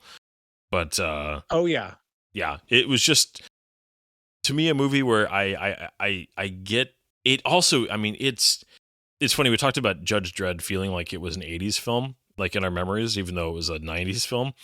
Spawn is a 90s film that is 100% a 90s film. Like, I mean, it's such a 90s movie. It's so, wants to be edgy and grungy, and, just the music. And I mean, it so, to me, reminds me of just everything about what teenagers thought was amazing in 1997 or 6 or whenever this thing came out. It was just like, oh goodness. Yeah. I very much enjoyed recording it with you. I will never watch that movie again. Yeah. Same. And again, I tried to make it a point to pick movies this year that I had watched with you guys in my top and bottom, because my top would have been different if I'm just picking movies that I like my favorite movies of all time. But I figured within the movies I watched with you guys, so like Back to the Future probably would have been in my top 3. But because I didn't watch it with you guys, I didn't put it in there. So, well, Zach, what's another one of your who's next on the bottom? Yeah. Conan the Barbarian 2011. Oh okay. Yeah. Oh yeah. Did you ever see that one, Pat? Oh yeah. Wait. The Jason Momoa one? Jason Momoa? No. Maybe. You're not missing much. It's not memorable. Oh. Yeah. It is. Well, I remember the original one because it was. Is it a good movie? It's just. It was. I'd seen it before. And Pat, you weren't with us when we were recording Conan the Barbarians. Conan the Barbarian is actually a kind of dark horse favorite of mine in terms of like fantasy properties. The books, the short stories, I should say, written by Robert E. Howard, are way better than people give them credit for. Yeah, there's a middle period where they're all just kind of the same story over and over again because he was writing for a magazine, and that's what the producers of the magazine demanded. But especially the early periods and the later periods, like really good fantasy. This guy was a contemporary of H.P. Lovecraft and J.R.R. Tolkien. And he sadly committed suicide at the age of 30. And I think that he would have been remembered as one of the greats, like even more so than he already is, if he had lived and continued writing. And they're so influential on today's fantasy, even more so than you know. So for us to get these adaptations, for all intents and purposes, Conan the Barbarian 2011, Momoa the Barbarian, had all of the right pieces for that movie to be successful. It had like such good props and such good like set dressings and even some good cinematography in spots, and the actors looked right for what they were doing. The magic looked right for a Conan the Barbarian story, or Conan the Cimmerian, I should say. That's actually what it technically should be. And yeah, you tell him. The movie just came together as a giant steaming turd with like useless, like badly filmed sex scenes. There's an entire action sequence that's useless. It plays no purpose. And that time in the movie and the budget in the movie could have been used in so many better places. Jason Momoa at that time in his life, and even technically right now, I think, is like the perfect casting for Conan. It's like, if you read the books and how he is described, it's Jason Momoa. So for this movie to have all of those pieces and have some really genuinely gifted actors in it as well, and a random out of place narration by Morgan Freeman that doesn't make sense, it's just it's a tragedy to me. This movie is a tragedy. This isn't Conan the Barbarian. This is Conan the Tragedy. Yeah, I had not seen this film and watched it like a day or two before we recorded, and then watched it again, and seeing it twice in like 3 days was enough for my entire life. I couldn't agree more. This is one of those movies that could have been just, it could have been nothing but Dungeons and Dragons. Like you said, it had the elements. Is it Scott Lang who played the villain? Scott Lang is Ant-Man. Oh, wow. Is it, what was his name? Stephen Lang. Okay, his last name is Lang, though, right? Yes. No, Stephen Lang. Yeah, he was half credit. he was great, Scott Lang. Yeah, that's a character in a movie. He was great casting for the villain. He was so much fun to watch. Oh yeah, he was chewing the scenery. He was having a great old time. Yeah, Momoa was great. It was made at a time where you could really do the actions. I mean, as much as early stuff, the Arnold film, and I love the Arnold film. It was limited by what they could do at the time, those sets they could do, the action, set pieces they could make. And this movie, was like, all right, let's make it during a time when we can really do justice to this world and this time. And it just fell flat over and over. It just like it kept tripping over its own feet continually. And it just is sad because it could have and should have relaunched, one of the original great fantasy worlds ever made. And it really, I'm not going to say it sealed it, because you give enough time and the right creative comes along, there's always redemption possible with a future project. But the fact that whenever you do this and you blow it this badly, you not only, it's not just the tragedy of this bad movie.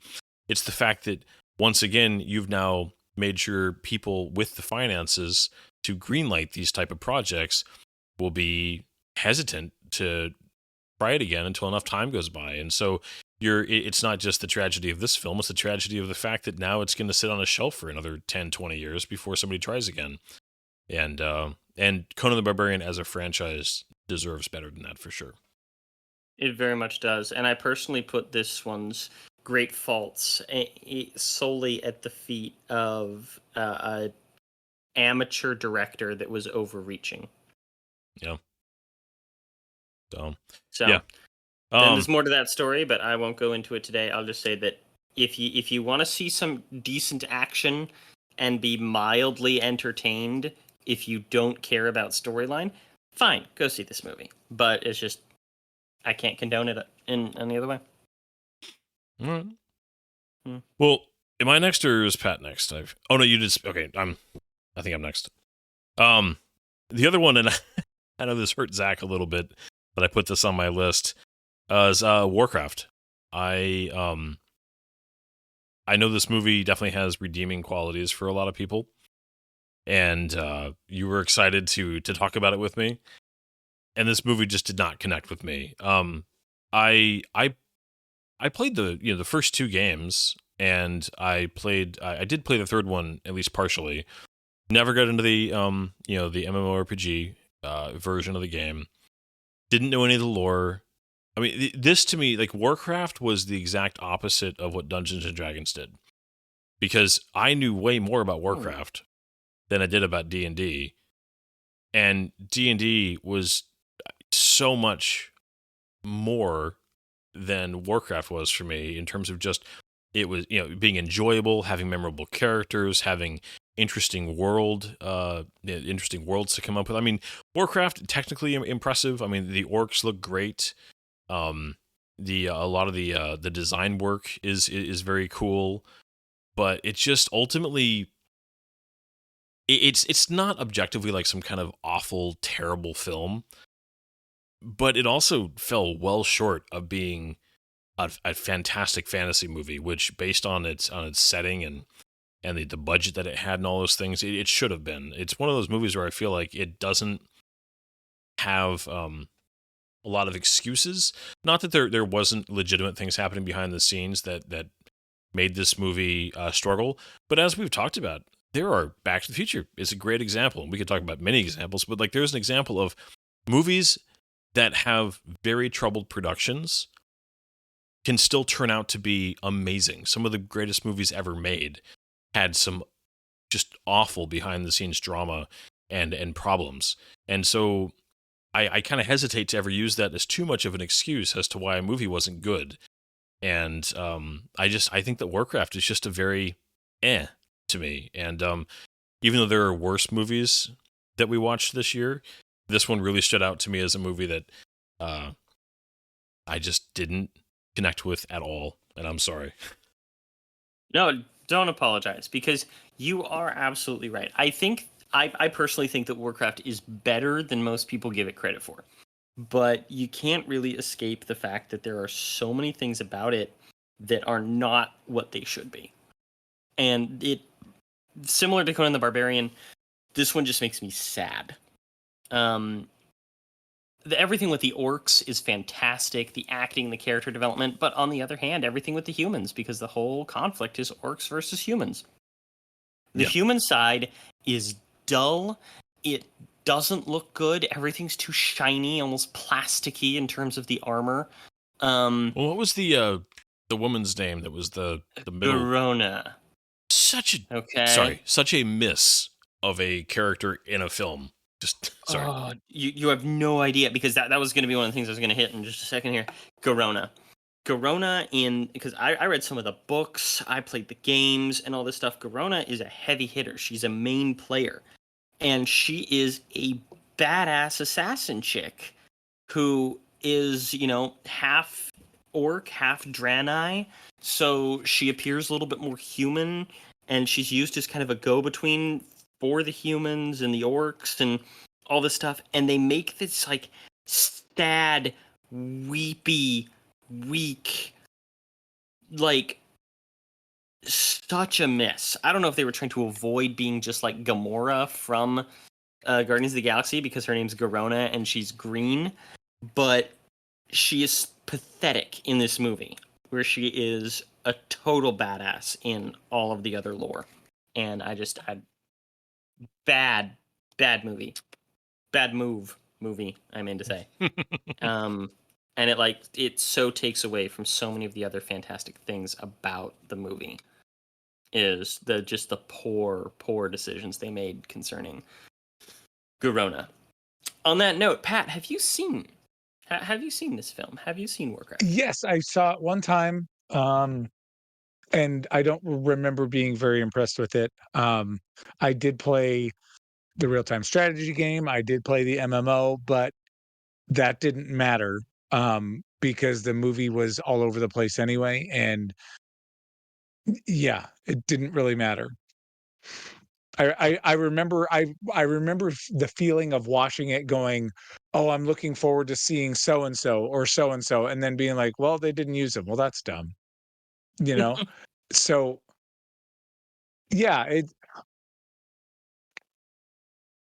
I just you guys, basically you already beat this dead horse, so there's no reason for me to, because yeah, I just remember being excited to see it and then being very let down. Yeah. This on my recently adopted scale that I've been trying to put together of ranking movies is in the not good enough field. It's just not good enough. And I totally understand why you'd put it in your bottom 3, but I'm also sad that you put it in your bottom 3 because I think we did watch genuinely worse movies. Like in fact, I think that one of the things about it is that you totally forgot this movie because it's utterly forgettable, which was one of its great sins, was The Day the Earth Stood Still 2008.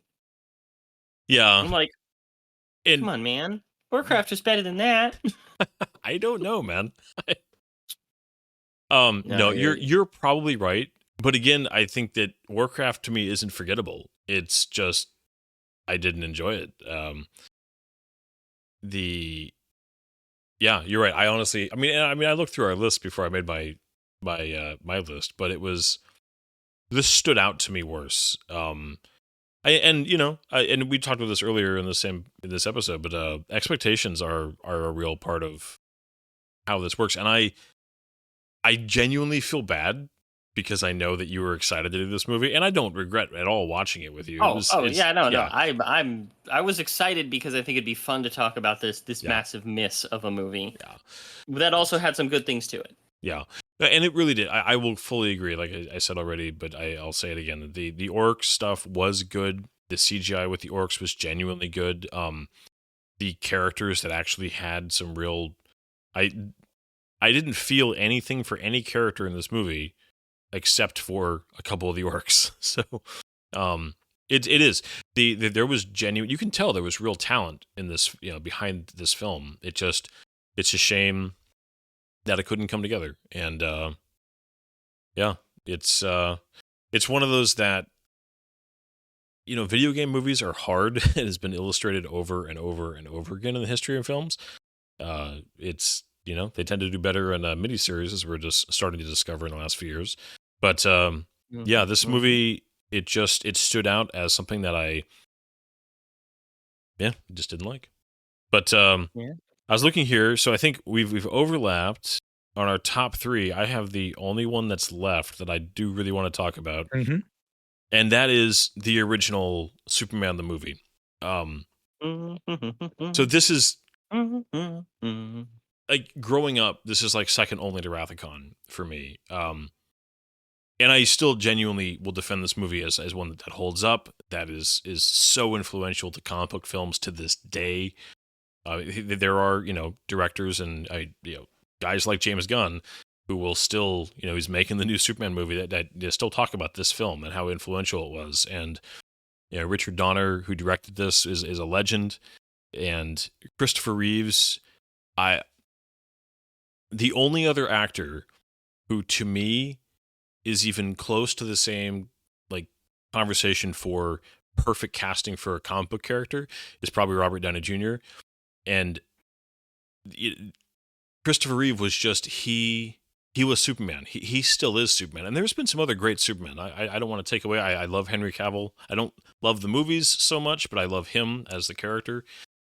And it's interesting I say that because the Christopher Reeve films, out of 4 of them, this is the first one was the only one that's objectively, I think, a good movie.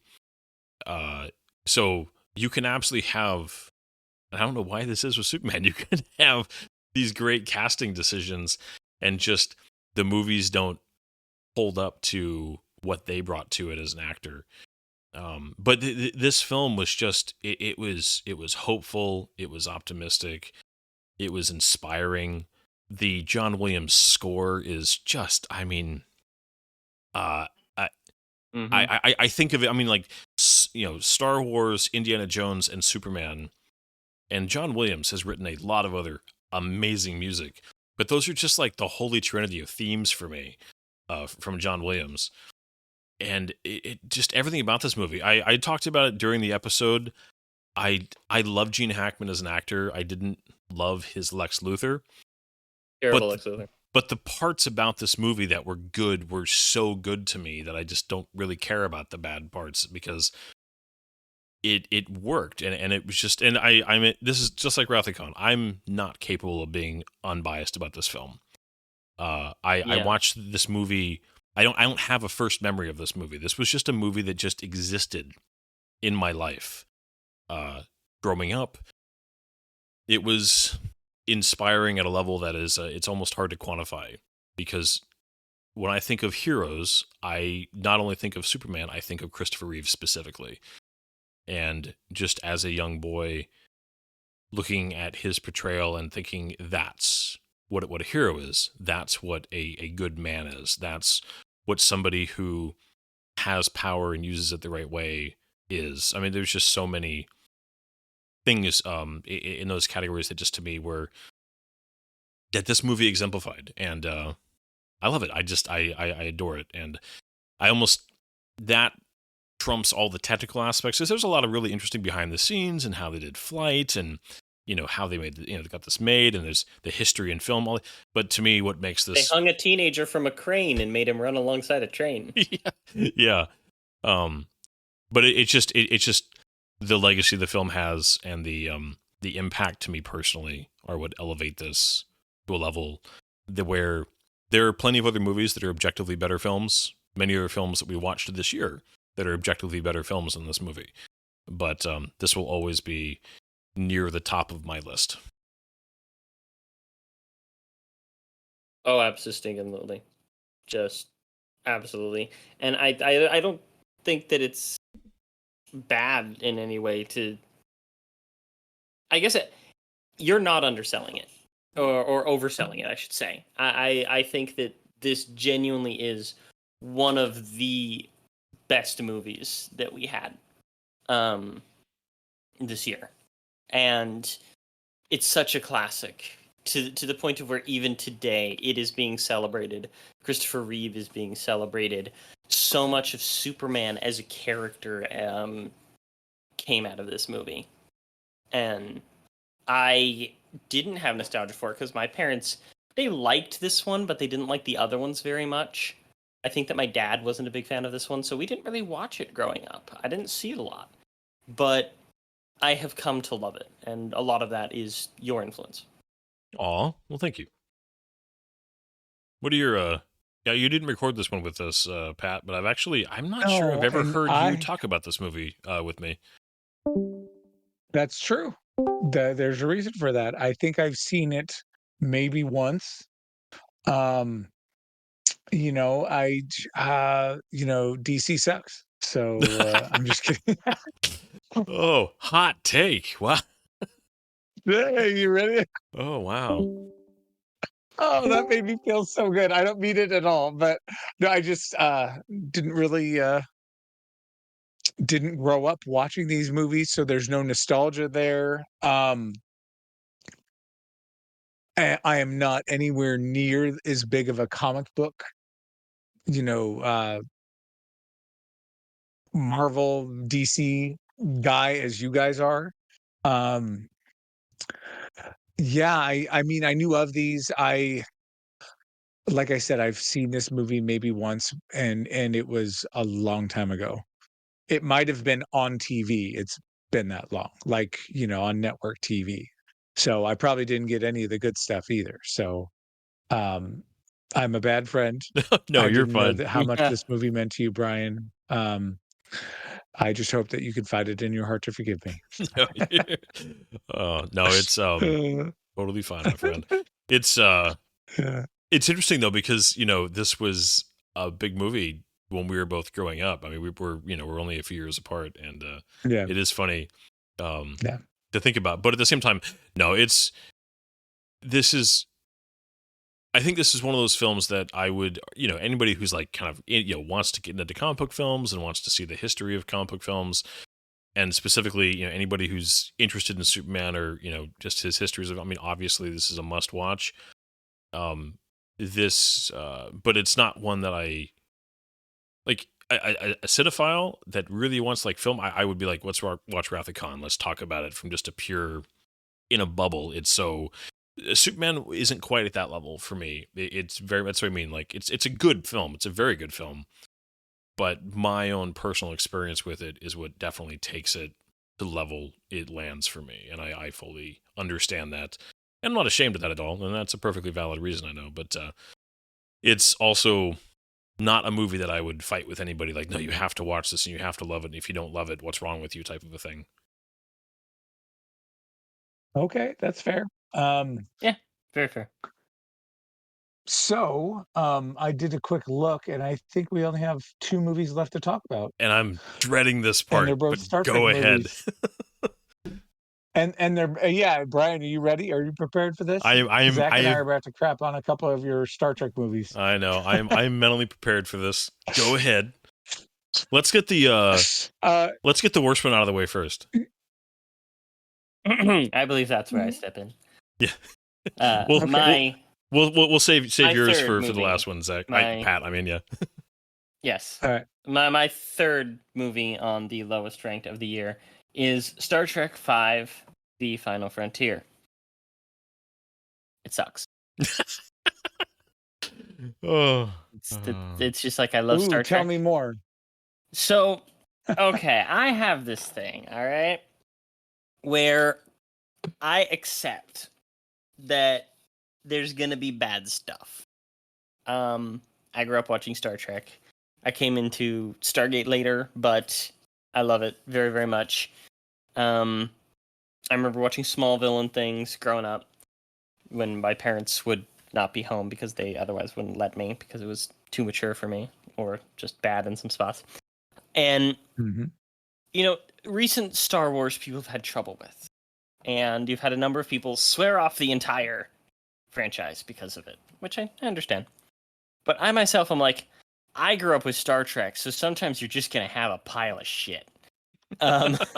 You're gonna have a ghost that is possessing a lamp that has weird ghost sex with Dr. Crusher, and that ghost was also her grandmother's lover. You're gonna have Janeway in Paris going past warp 10 and morphing into lizard people and having babies. Dude, you're gonna have. I'm so glad you remember. I was like, I don't remember any of that from this movie. It's just like Star Trek has really crappy lows. It happens, and so I'm able to forgive Star Wars more than most people because I'm used to my sci-fi having a little bit of crap in the cupcake. So, but this movie, you just eat around the crap, right? This movie is the epitome of that, because thinking of the bad Star Trek movies, there have been what is it now? 13 Star Trek movies, I believe. 14. 14 if you count Galaxy Quest. 14 if you count Galaxy Quest. 13 Star I Trek love you movies, for not that. counting the Galaxy Quest. And 3 of those movies are genuinely bad movies. So it's just like, and that's a fair ratio for Star Trek movies. Yeah. But I think that the worst, in many ways, is going to be,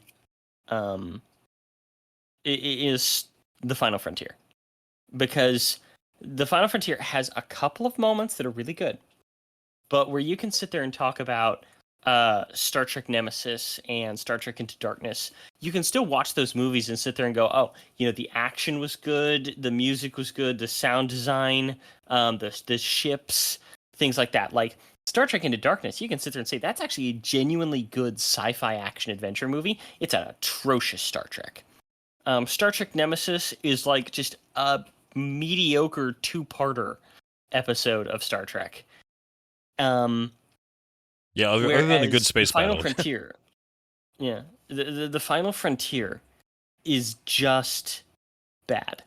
Yeah, virtually everything about it is bad. There are some hints of redeeming quality, but this movie just can't really be forgiven, I guess. No, for me. I'm sorry. I'm just gonna jump in. I wish I could sit here and tell you you're wrong. I really do, because I have very well, I'll just put it this way. The characters save this movie from being one that I just can't deal with, because there are I just Kirk, Spock, and McCoy are like I said when I was talking about Wrath of the Khan. They're like friends. They're like good friends of mine at this point. Like that's how I think about them. And their moments in this movie are still, I think they have some of the best character moments they've ever had together in this film. But that is quite literally where the compliments end, unfortunately. And there's nothing else about this film that is good. And it really is. It is bad, because I respect Shatner a lot as being a creative, interesting guy, and I think that he's somebody who really does love Star Trek. And I definitely would have enjoyed seeing his completely. I'm not saying it would have been good, but I would have enjoyed seeing his completely unfiltered, no budget constraints version of this story and this idea that he had. But that's not how movies work, and you have to work within your constraints. And gosh, some of the best movies ever made were made under constraints, and that they should, good creative talent kind of overcomes those. But yeah, it's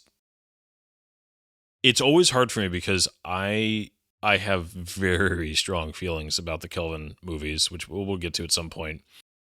But objectively, as films, they're all better than this. And it pains me to say that, but it's also true. Oh, Craig, did you record that? Yeah, Craig, you here? Craig, did you record that? So yeah, I mean, it is, I can still watch this movie and enjoy it because I love these characters so much, but I also can't defend this movie without having a massive just big asterisk floating there next to me as I try to do it. So fair enough, Zach. Fair enough. Yeah. I love Star Trek. I think that in terms of sorry, Pat, I'll let you in just one minute. I'll just say this. No, you're good. I absolutely love Star Trek, but I can't get behind this episode. Episode. The movie. I don't even tell you. Anyway, because with Star Wars, the episodes are movies, and with Star Trek, the TV shows are episodes. Anyway, Patrick. This movie is actually in my top 5 favorite movie. I'm just kidding. No. Yeah.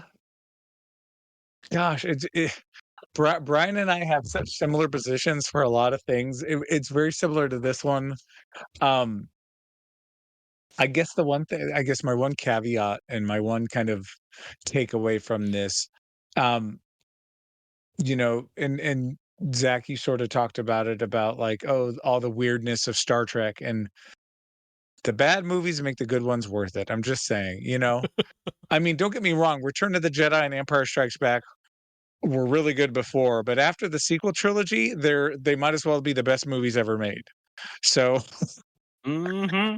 I think so. I think, I mean, and if you think about it, like the joke that the odd number movies are in Star Trek are bad. Um, there's a reason it's a joke because it does feel that way. Well, this movie very Um, much cemented that. I think before this film, 100%. Yeah. it, Oh, it was yeah. not nearly the Well, and thing if that you it think is about now. it, oh, for sure. And if you think about it, like of the three, the 1, 3, and 5, 3 is probably the strongest of the odds. Oh yeah, absolutely. Yeah, like 1, Yeah, 3, and and 5, and 7. so It so you've got essentially, these bookends. You've got the motion picture, and then Final Frontier bookended in this caravan of garbage, we'll say. But the middle isn't so bad. It's basically, you know what it is. It is the best no, it's really good prime rib on moldy bread. Okay, two Okay. moldy pieces of bread. You still want the prime rib, but you got to eat the moldy bread to get to it. Okay. I'm just glad that this movie wasn't absolutely essential to the overarching story that is 2, 3, 4, and 6. Yeah. Because Very then true. we'd have to watch it in order to have it complete. Yeah, Just, no, I don't want to do it that. really Well, and can be, if you're big into Star Trek, watch it once for the few character moments and then never go to it again.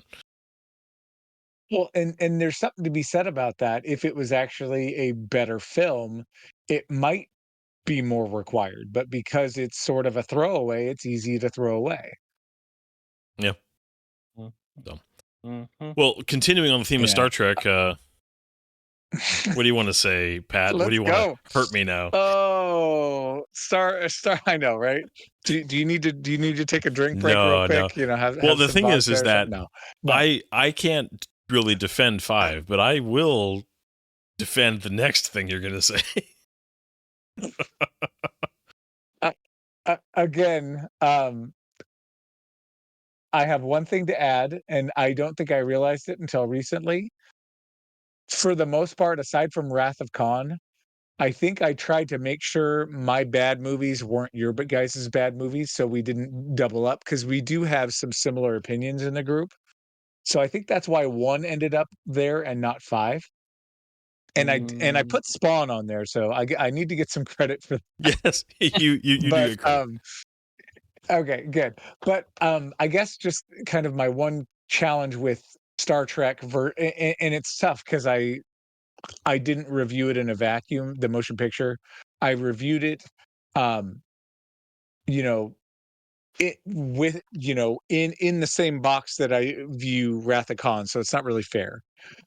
Wrath of Khan is only a couple years younger, right? Motion picture came out a couple years before, but the motion picture feels so much more dated than Khan does.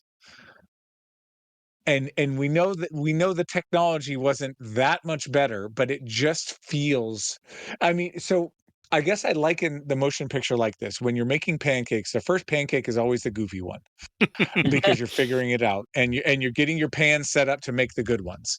And then the next pancake is the best one, and that is Wrath of Khan. But unfortunately, the motion picture feels like that first pancake. Yeah, So Fantastic. that's why it ended up on my list. Poetry. that's a great analogy. I'm glad you guys like it, but I, I guess if I had to defend the movie, it needed to walk so Wrath of Khan could run, Mhm. and I do understand that, um, but it just feels much more dated, and the story concept was much goofier than Wrath of Khan. Wrath of Khan is something anybody can get into, I think, and so yeah, motion picture is just a harder movie to watch. For example, I mean, growing up, I never watched the motion picture. My brother was like, "That's dumb. You don't need to watch it." because he was the Star Trek nerd. And so it was 2, 3, 4, 5, 6, 2, 3, 4, 5, 6. We never watched the motion picture until like way until we were adults. And I was like, now I see why you didn't have me watch it. This is dumb. It's not that it's dumb. It just, again, it's no, and story's this not is as good. Yeah, no, this is totally fine. This is good because as much as I disagree, and as much as I personally feel differently, you know, that's actually a better way of putting it. I don't disagree with you. Yeah. I understand. Yeah. I just personally feel different, if that makes sense. Of course. Yeah. But you I get it. Grew up watching it. I did. Well, that's what's weird is that grew up watching. I was that weird 8-year-old kid who was like loved it, which is like, and I know that makes me the odd one because most 8-year-olds would not sit through this movie. Yes. Yeah. But if your parents were watching it and that was a way to connect with them, I could see like, again, had I watched this as a kid, I would probably, I mean, please don't read into this. I would feel about it how I felt about Spawn before we watched Spawn again, because I was all excited to watch Spawn, and then once we watched it, I went, "Yeah, I was wrong." Yeah. Well, what's funny is I think I would be more inclined to watch it. You know what I was going to say is more as a kid. Yeah. Sorry. No, I was gonna say it's what's weird to me is that my parents loved Star Trek. My parents, the reason I love Star Trek, you know, they brought me into it. My parents did not like the motion picture. To this day, they're still just Same. like on it. So that's the weird thing for me is that I loved it in spite of my parents being very like what you just described. My parents, we watched 2, 3, 4, and 6. We watched 2, 3, 4, and 6 all the time, and my parents did not like like 1 and didn't like 5, and 5 is easily because they talked about God. That's why. I see, and for me, I loved the visuals of 1. I loved the really dense sci-fi idea of 1. It reminded me of just those. It's just a deep, interesting question about, you know, what you know, the idea of like finding your creator and finding your purpose and the idea of I always have loved Star Trek when it's investigating a true mystery, like what even is this? Like some of my favorite original series episodes were, you know, just the total mysteries of just like what is this and exploration and unknown. I mean, Wrath of Khan is amazing, but it is a very straightforward, you know, villain story. And I enjoyed the again. I think Kirk as a character has some great moments in this film. You know, being corrected by Decker. You know, having to come to grips with the fact that he's not always right. Spock going through. I mean, this is absolutely out of the original 6. This is second only to second only to Final Frontier. In the bottom. I mean, I don't disagree with that, but I just personally still connect with it, and you're not wrong. It does feel. Had you watched the original series before watching the motion picture? So I don't, probably not, because the original series when I was the age where you could, the original series would occasionally be on reruns. And there were VHS tapes of it out at that time, but it was actually quite difficult to watch the original series when I was a kid. The films, you could get the VHSs pretty easily. So I had a friend who would who had better access to television channels than I did, and they would record original series episodes for me. But I definitely came to know the crew of the Enterprise through the films much more fully, and then filled in the gaps from the series later on. But again, I really connected with this film. I connected with the concepts and with the character arcs, and I just thought that the end was super heady, and just I fully acknowledge that it's got issues, and it's, you know, anybody who's like, this isn't for me, I'm like, I get it, I totally get it, but at the same time, I will sit down and enjoy this movie. Like I got the opportunity. I forget which anniversary it was. This would have been about 5 years ago. What did this come out in 50th anniversary?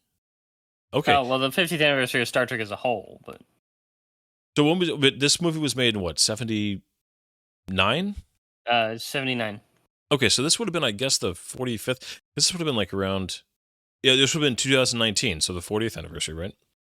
Is that what that? Okay, that seems right.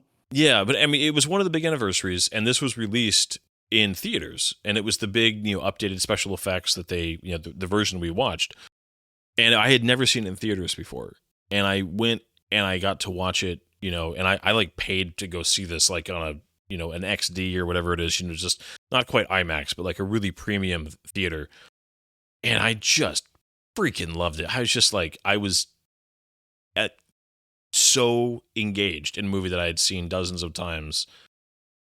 And I know that we're talking about like worst films, and I'm sorry that I'm totally going off on just how much I defended this movie, but it's to me personally, it is. But I also, like I said, I'll end with acknowledging once again, I totally understand, and it is 100% legitimate that this is not a movie for everybody, and that this movie is definitely a product of its time. So I'll just leave it at that. Okay. Go ahead, Zach.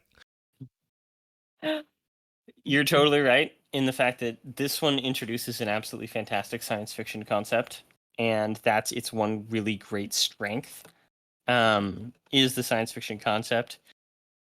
But everything about this movie, everything about Star Trek: The Motion Picture is just, dude, it's a bunch of people who are older than they're being portrayed as, wearing god-awful pajamas in a really boring movie that doesn't have a really satisfying ending. And it is such a horny movie if you really look into it.